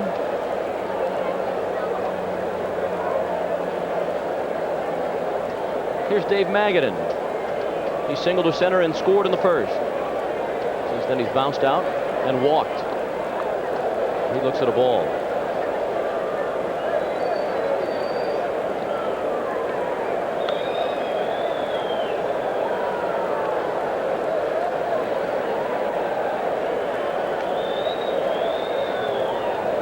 Magadan is the godson of Reds manager Lou Piniella. A very nice story in Newsday here yesterday about Dave Magadan and how actively involved he is as the chairman for an organization called No Small Affair, a Queens, New York organization that helps disadvantaged children.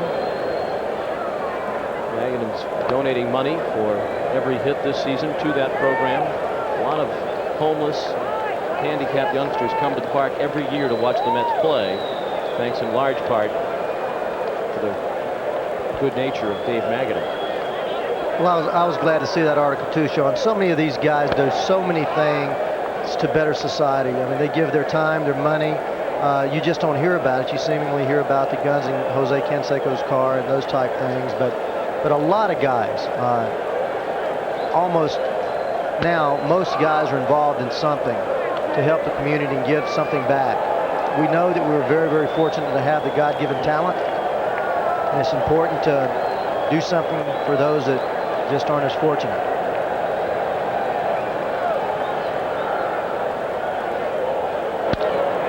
Well hit, base hit, right field.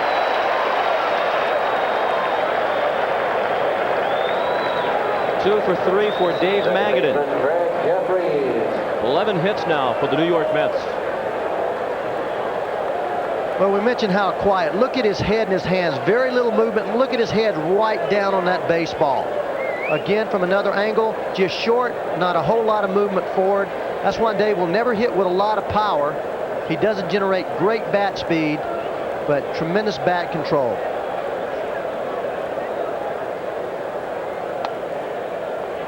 Now Greg Jeffries. We looked at ball 1 high and away. He's 1 for 3. He singled and scored on the McReynolds home run in the 1st inning. John, I think it's one thing that great hitters repeat time and time again. You know, talk about the Wade Boggs, Pete Roses, to Don Mattingly's when he's really going well as a wild pitch goes back to the screen. Is their head is always on the ball, a lot like golf. I think the key to hitting, the most fundamental thing that you can learn is keeping your head still. You watch little leaguers, pony leaguers, American leaguers, minor leaguers, poor major league hitters. The thing that they do the most wrong is move their head a long distance, and as a result their eyes jump and they can't focus on the baseball.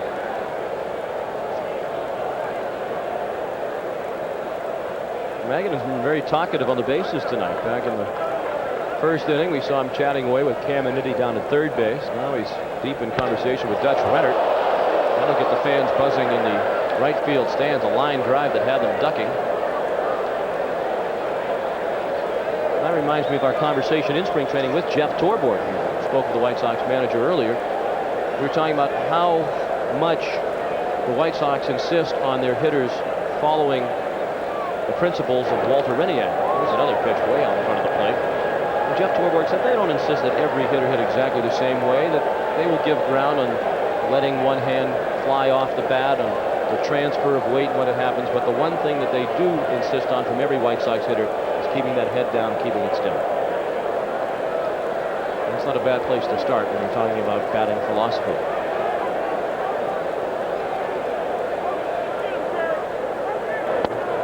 Off-speed pitch and a good one from Hernandez. It had Jeffries way out in front. The count is full with one out. Well, and Greg Jeffries does it very well, too. You see him bearing his head there, but the speed of the ball got him there. He didn't pull off the ball with his head. An interesting story about his father, who was also his mentor and hitting coach, used to throw him baseballs with numbers on it. And if he could recognize the number that was on the baseball, he'd put large numbers on the baseball that he knew that he was concentrating.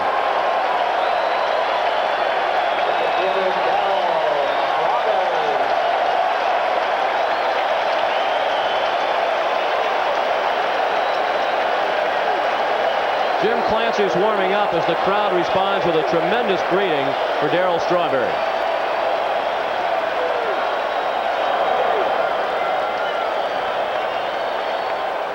Three for three tonight is Strawberry with a single and 2 solo home runs. He's driven in 3 and scored 3 times. And after a very slow start to this season, he's up over 300.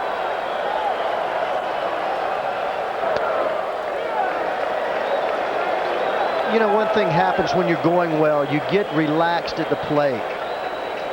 Darryl Strawberry has not even attempted to swing at a pitch out of the strike zone tonight. He's very confident, very sure of himself. And I always remembered when I was swinging the bat well, I had that just feeling of self-assurance, and you didn't have to rush anything. You just let it happen. Hernandez isn't giving him a chance to jack his 3rd home run out of the ballpark. 3-0 the count, much to the chagrin of the crowd here at Shea. 8-0 Mets. Runners at first and second with 1 out in the 6th. Fastball over at the knees, a strike.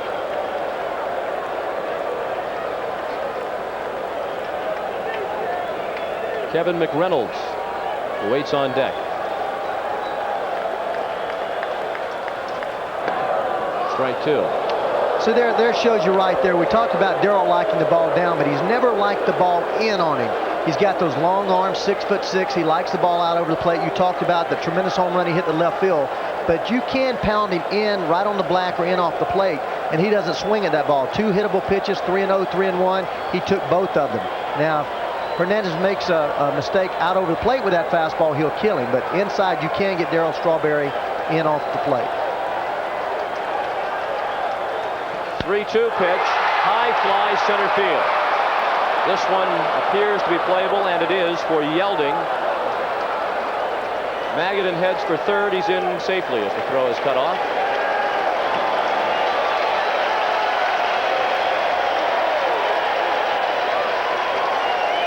He didn't miss by much for making that one home run number 3. Well, he was right on it, just got under the ball just a little bit, and you're talking about fraction of inches. The difference between that ball and the previous home run was probably a matter of maybe 1/8 of an inch. A great leg kick, great bat speed, same exact swing, just got under the ball maybe 1/8 of an inch.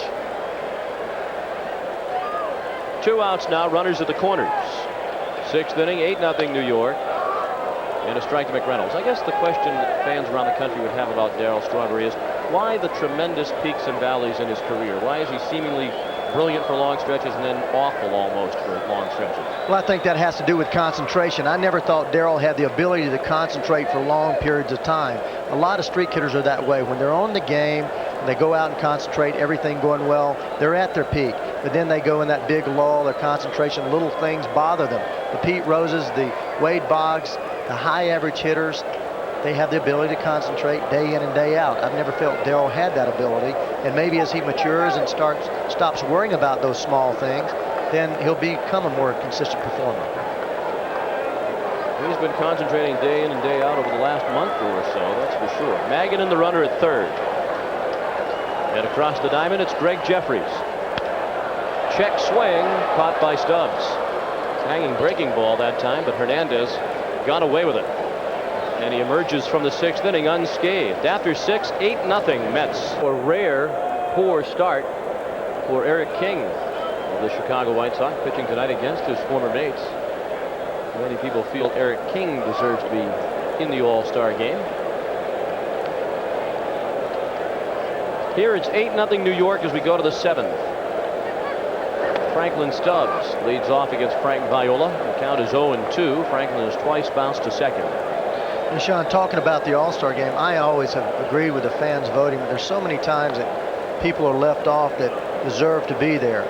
You take 25 guys to go, and I've often felt, I mean, if it's an All-Star game and guys are having a deserving year, why does there have to be a limit?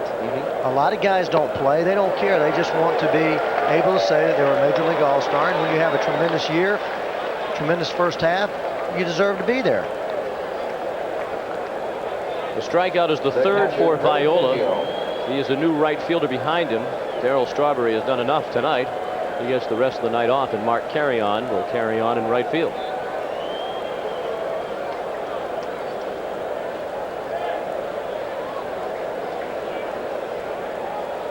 Craig Biggio showed bunt, took a ball.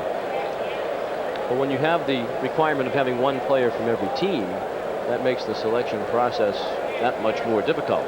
Well, I don't have any problem with that either, because each team should be represented, but I know that the expansion of the roster is not that difficult a thing to do. All it has to do is the president of the league or commissioner say, hey, you know, instead of taking 25, there's 29 this year that we feel. Now I know there's a cutoff there on which guys are deserving, but every year there's 2 or 3 guys. In 1983, I was leading the National League in hitting after making the All-Star team in 80 and 82, and I wasn't picked on the team. And there's no reason in the world when a guy's leading the league in hitting that he shouldn't be there. And it happens every year, whether it's RBIs, home runs, pitchers get left off. And Frank Viola started the All-Star game in 1988 after he was Cy Young Award winner that year, and he may well be the starter this year.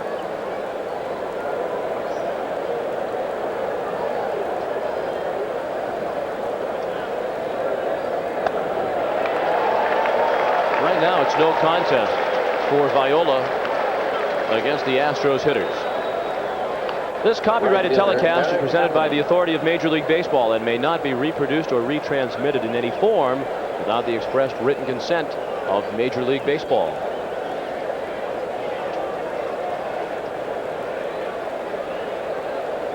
Well, in an 8-0 game, some of the fans looking for other means of entertainment. Well, that's out beyond left field. Maybe they're out there waiting for one of those long home runs. Hope they had a helmet on earlier. Eric Anthony, 1-0 the count. He's bounced out and flied out. That's a ground ball to second. Jeffries throws him out. 1-2-3 for the Astros in the seventh. At the stretch, 8-0 New York. Mound tonight in search of his 9th victory of the season.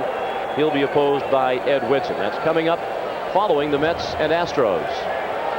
Jim Clancy is the 3rd Houston pitcher of the night.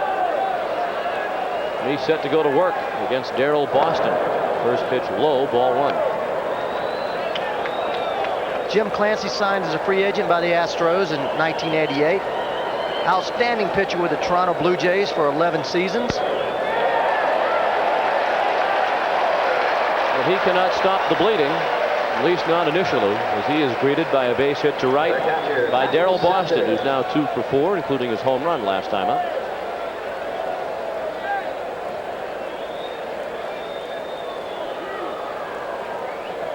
This man might be struggling to stay with the Houston Astros.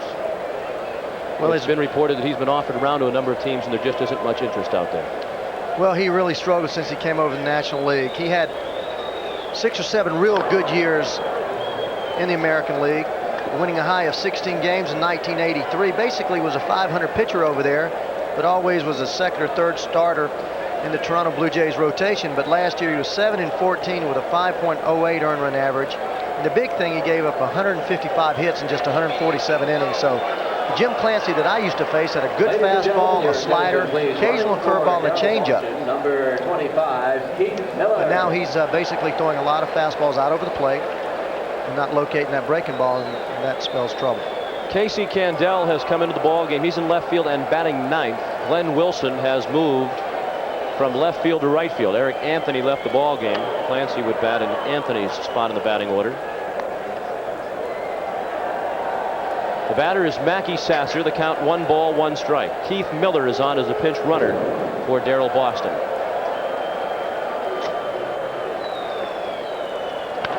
Late swing and a foul off to the left. Jim Clancy also holds the unfortunate distinction of being the losingest pitcher of the 1980s. He lost 126 games during the decade of the 80s. 4 more than Frank Tanana. But he also won a lot of games. He was one of those bulldog type pitchers who pitch a lot of innings, win a lot, and lose a lot. Little blooper beyond the reach of Ramirez. Miller knew it was going to fall in all the way. He never hesitated and took third. Mackey Sasser has his second hit of the night. Shortstop Kevin McReynolds. Fastball in on Mackey's fist. He just fights it off. Look at him pull that left hand in to just fight the ball off over that infield. Clancy making 2 good pitches. Boston fighting one off the right field, and now Mackey fighting that ball off the center field. Both pitches inside.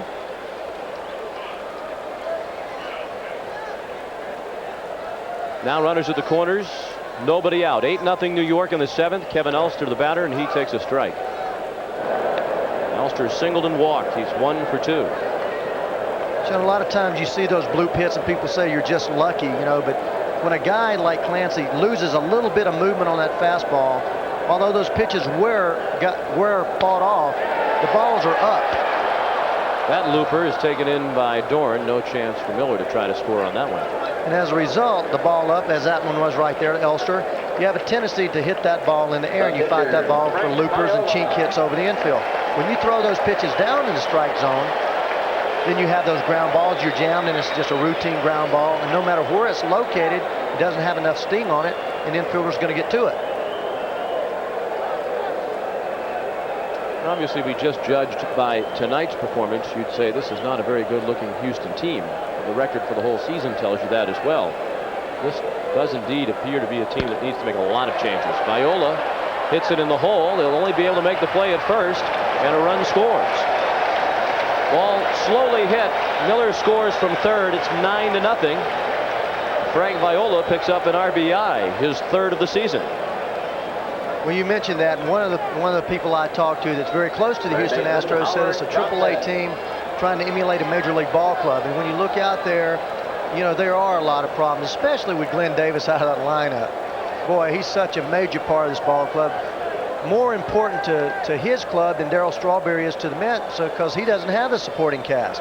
So with him out of the lineup, this team is basically a dead offensive ball club. And if you don't have pitchers to hold the other teams down, you are not going to win ball games. And it has to be tough for Bill Wood, the general manager of the Astros, Bob Watson, his assistant, and Art Howe, and the coaching staff, to judge some of these players. Some of these players give such inconsistent performances, flashes of brilliance, long stretches without doing very much. We talked about Gerald Young. He looks great one day, he's in the minors the next. Anthony's been up and down. But another thing you look at, too, though, is overall age of the ball club. You look at Ramirez at shortstop. He's 33 years old. Stubbs is an older ball player. Glenn Davis is just 28 years old, so he's a guy that's going to be there for a while. But you have Biggio. You have the right fielder, Eric Anthony. You have Yelding. So basically you only have 3 or 4 guys that are young. Ken Caminetti, but he's 27 years old. A lot of people think that he's 22 or 23, but he's been around a couple years, and he's already 27 years old. So this ball club is an older ball club that's really struggling. They made the trade for older players when they were in contention. Now these guys are another year or two older. Lynn Wilson's 32 years old. So they're an old ball club with 2 or 3 young players that are exciting but have to have time to develop.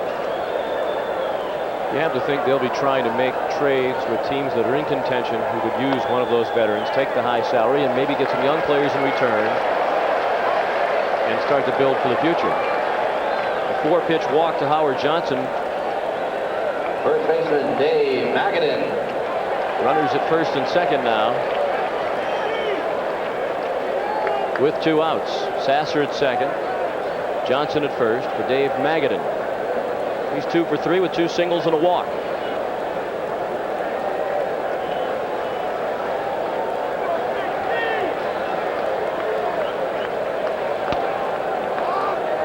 A strike.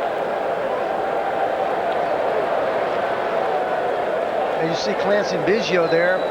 Whitey Herzog, whom I believe is one of the best judges of talent in all of baseball, said that this Astro team will never win with Craig Biggio catching. Said he doesn't throw well enough. They ought to get him out from behind there and let him play a position and get some experience, either playing second or center field. And when a guy like Whitey Herzog makes that evaluation, it wakes me up. Seems like they have second base in mind for Biggio. We mentioned that Dorn has been involved in a number of trade rumors, and it seems as though his time in Houston is just about up. Ultimately, it looks like second base is where the Astros would like Craig Biggio to play. No question he can hit.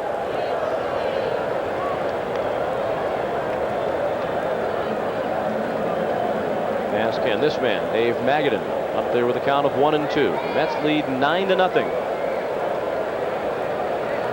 They have 2 on with 2 outs in the bottom of the 7th.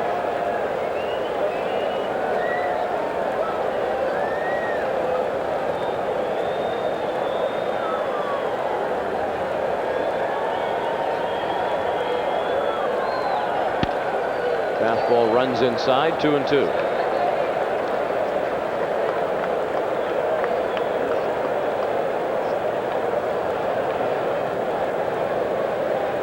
Sometimes hitters will peek at a catcher when the catcher shifts. Watch Dave Magadan's eyes and watch him look down just a little bit right before he prepares to hit. I noticed last time, well, he's looking at us, I guess.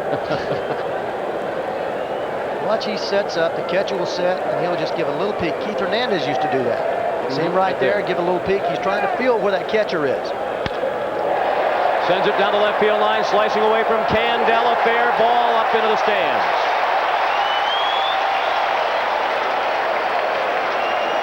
Just fair was that slicing line drive off the bat of Magadan. It's a ground rule double. It drives in a run to make it 10-0. It's Dave Magadan's 3rd hit of the night and 21st RBI of the season.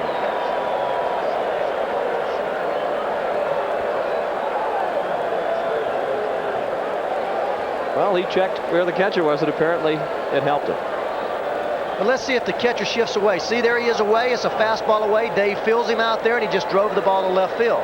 The only reason I know, I used to do that on occasion in a crucial situation.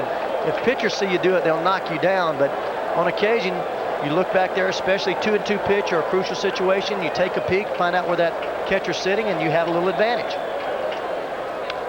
Greg Jeffries pulls it foul. Well, I commend you for noticing it because it was so sudden. You could, I don't know how a pitcher or catcher could really notice that. That was just a very quick darting of the eyes of a fraction of a second. Well, you know, that's one thing about being there. I've been in that situation a lot of times, and only a couple of pitchers. I remember Dennis Martinez yelled at me one time and told me I better quit peeking, and sometimes it was almost an unconscious thing.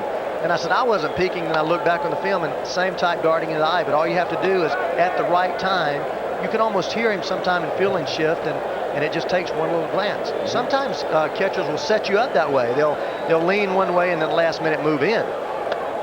So it can backfire on you. I would imagine if they knew you were peeking that's exactly what they would do. 2-2 the count to Jeffries. Runners at second and third with 2 outs. 2 runs in this, the first inning of work from Jim Clancy. A pop-up. Biggio giving chase. This is a return home for Craig Biggio. He's out of Seton Hall. Makes his home in New Brunswick, New Jersey.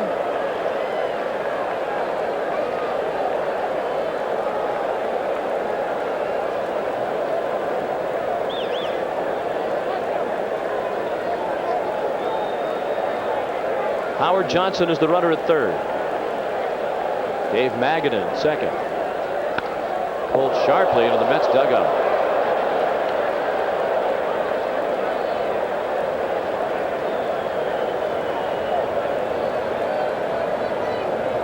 How much help these days do base runners give hitters? Do you see that much anymore where a guy out on second base, for example, will try to help the hitter along?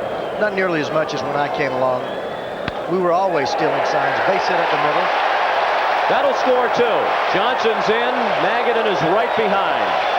The onslaught continues. 12-0 New York. Second hit of the night for Greg Jeffries.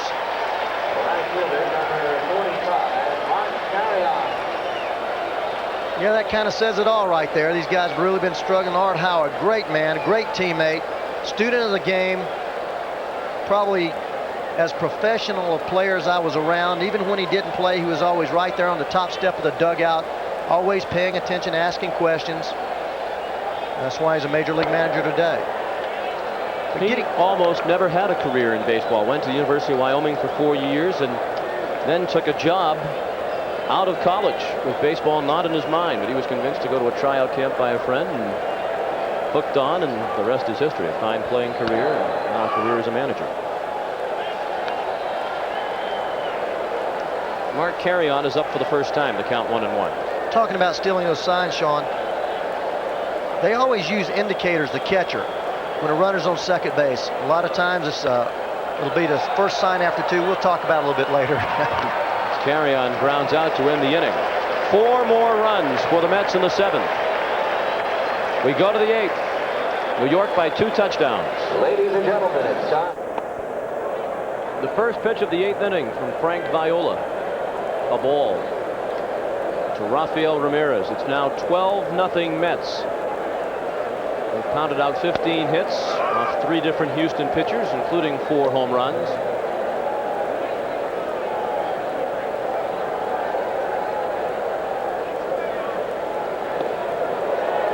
Change up, and Ramirez was out in front. Viola has retired 8 in a row as he goes to work here in the 8th inning. The Astros have had just 1 hit since the 2nd.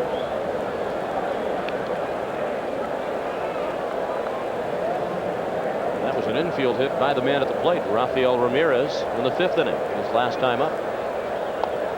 Full count now.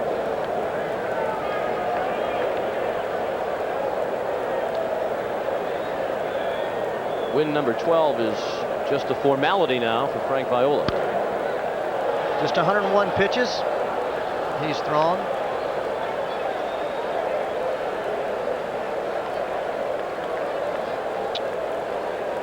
Now 102 pitches, 7 innings, just 4 hits, 1 base on ball. That's well hit, but it hooks foul.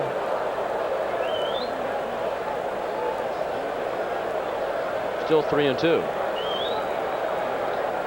Mentioned his great control. Even there's some guys that throw balls, and Frank Viola's ball and strike count, obviously he's throwing a lot more strikes than balls, but even when he throws a ball, he just misses. It's always a pitch that a hitter almost has to swing at. And Ramirez is on for the 2nd time. That's just the 2nd walk thrown by Viola. Once again, here's John Saunders. The Red Sox beating up on Roger Clemens. Or rather, the Twins are beating up on the Red Sox, Roger Clemens. Gary Gaetti goes deep with this one off the wall. Kirby Puckett comes in. Ken Herbeck comes in as well, and the Twins take a 4-0 lead in the 7th. Back to you.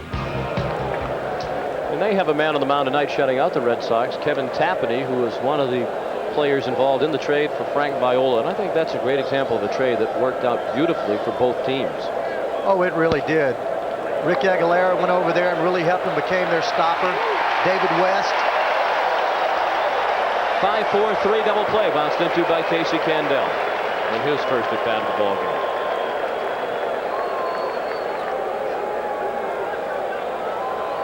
Tom O'Malley, who's the new third baseman, started it. Well, just a great example of that dead fish changeup away, just a routine ground ball. When you try to pull it, that's exactly what you're going to do. Pound it in the dirt. Somebody's going to catch it.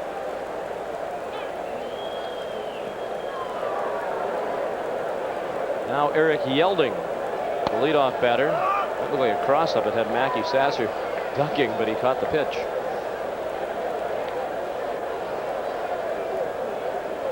Yelding's one hit a single to left back in the first. He was caught stealing, and that set the tone of the evening for the Houston Astros.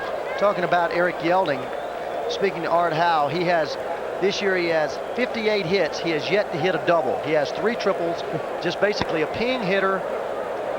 Balls over the infield, balls in front of infielders to utilize that speed.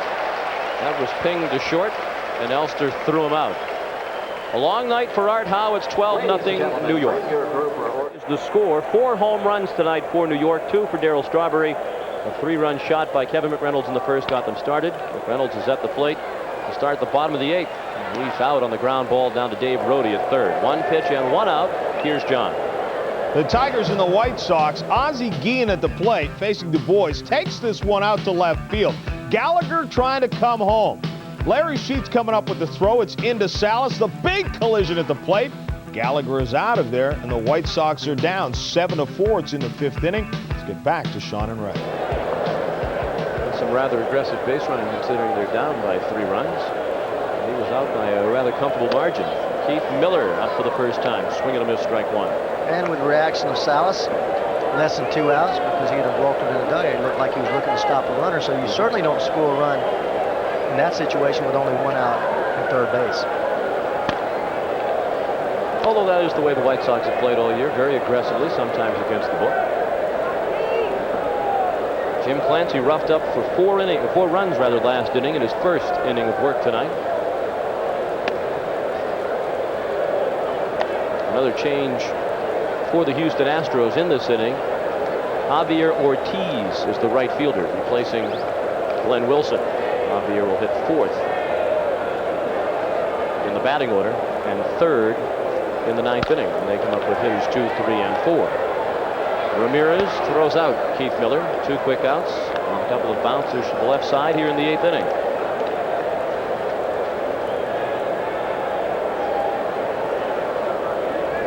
The catcher, Mackey Sasser. Now Mackey Sasser.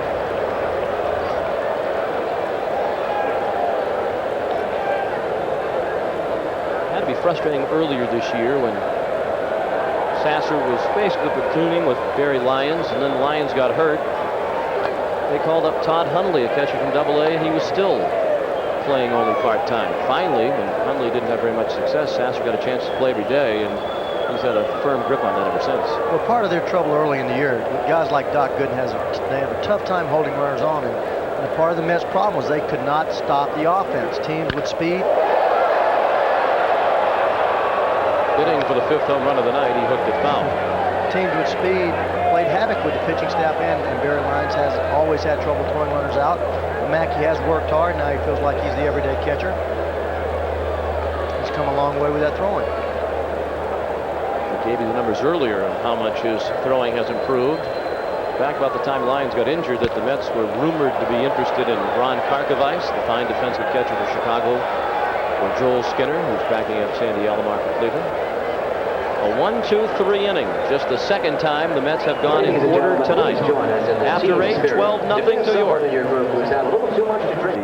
artificial skyline that's actually the top of the scoreboard. The skyline might have a few dents in it, the top of that scoreboard.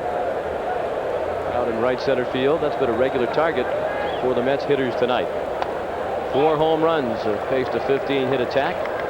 Last chance for the Astros. Bill Doran leads off against Frank Viola. Really lost in all of the early 4th of July fireworks, the pitching performance of Frank Viola tonight.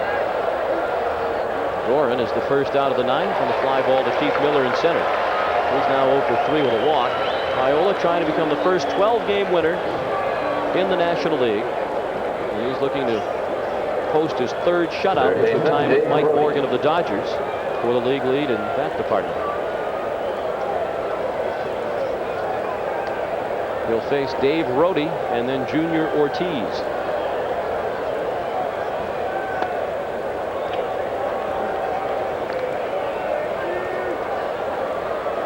Rhodey came on in the 5th and struck out. Swinging. One of 4 Frank Viola strikeouts tonight.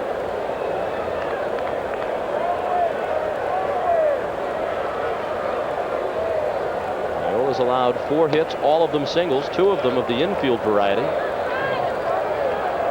He's about to go to 3-0 for the year and for his career against the Houston Astros.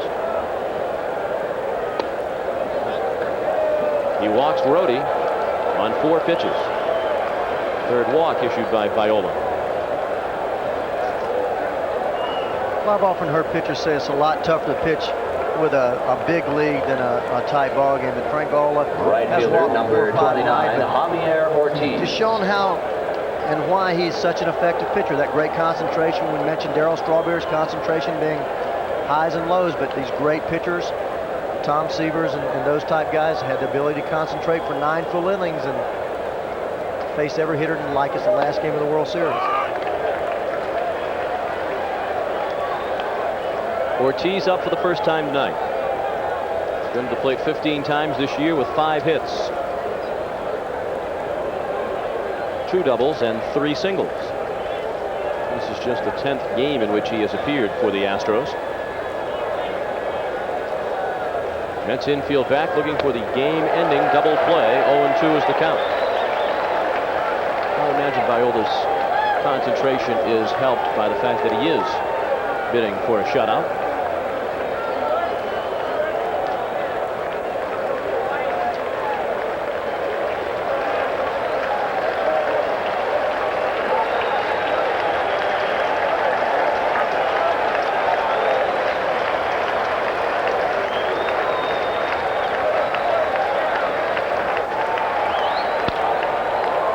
Into left center field. That'll fall in for a hit. Slipping down was Carry On. And into second goes Ortiz. Excuse me, McReynolds slipped down in left field. And going to third was Rhodey. They scored it a double because of the slip. It was McReynolds, the left fielder, who played the ball, and after he picked it up, he went down.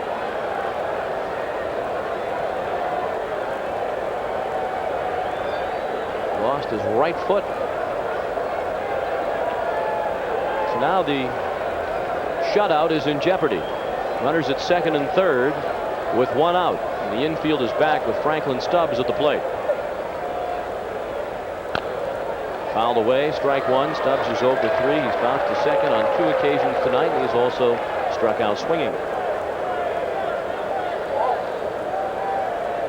Double by Ortiz, the 5th Houston hit, the first extra base hit.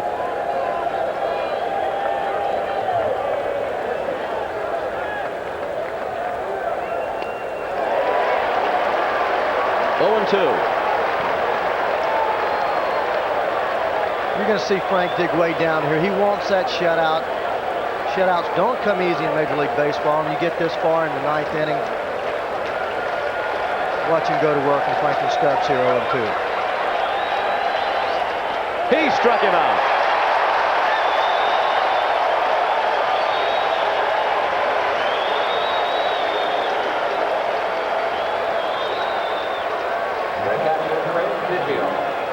He's now 1 out away from his 3rd shutout of the year.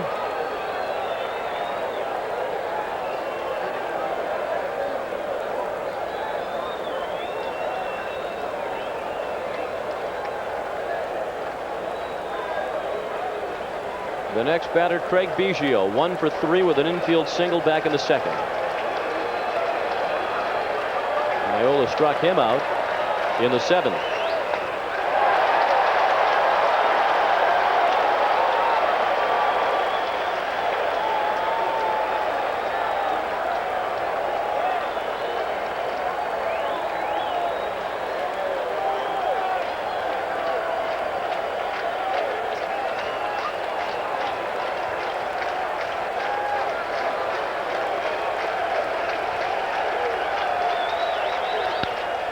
On the ground, slowly to short. Elster just did get it there in time. And Frank Viola has pitched his 3rd shutout of the season.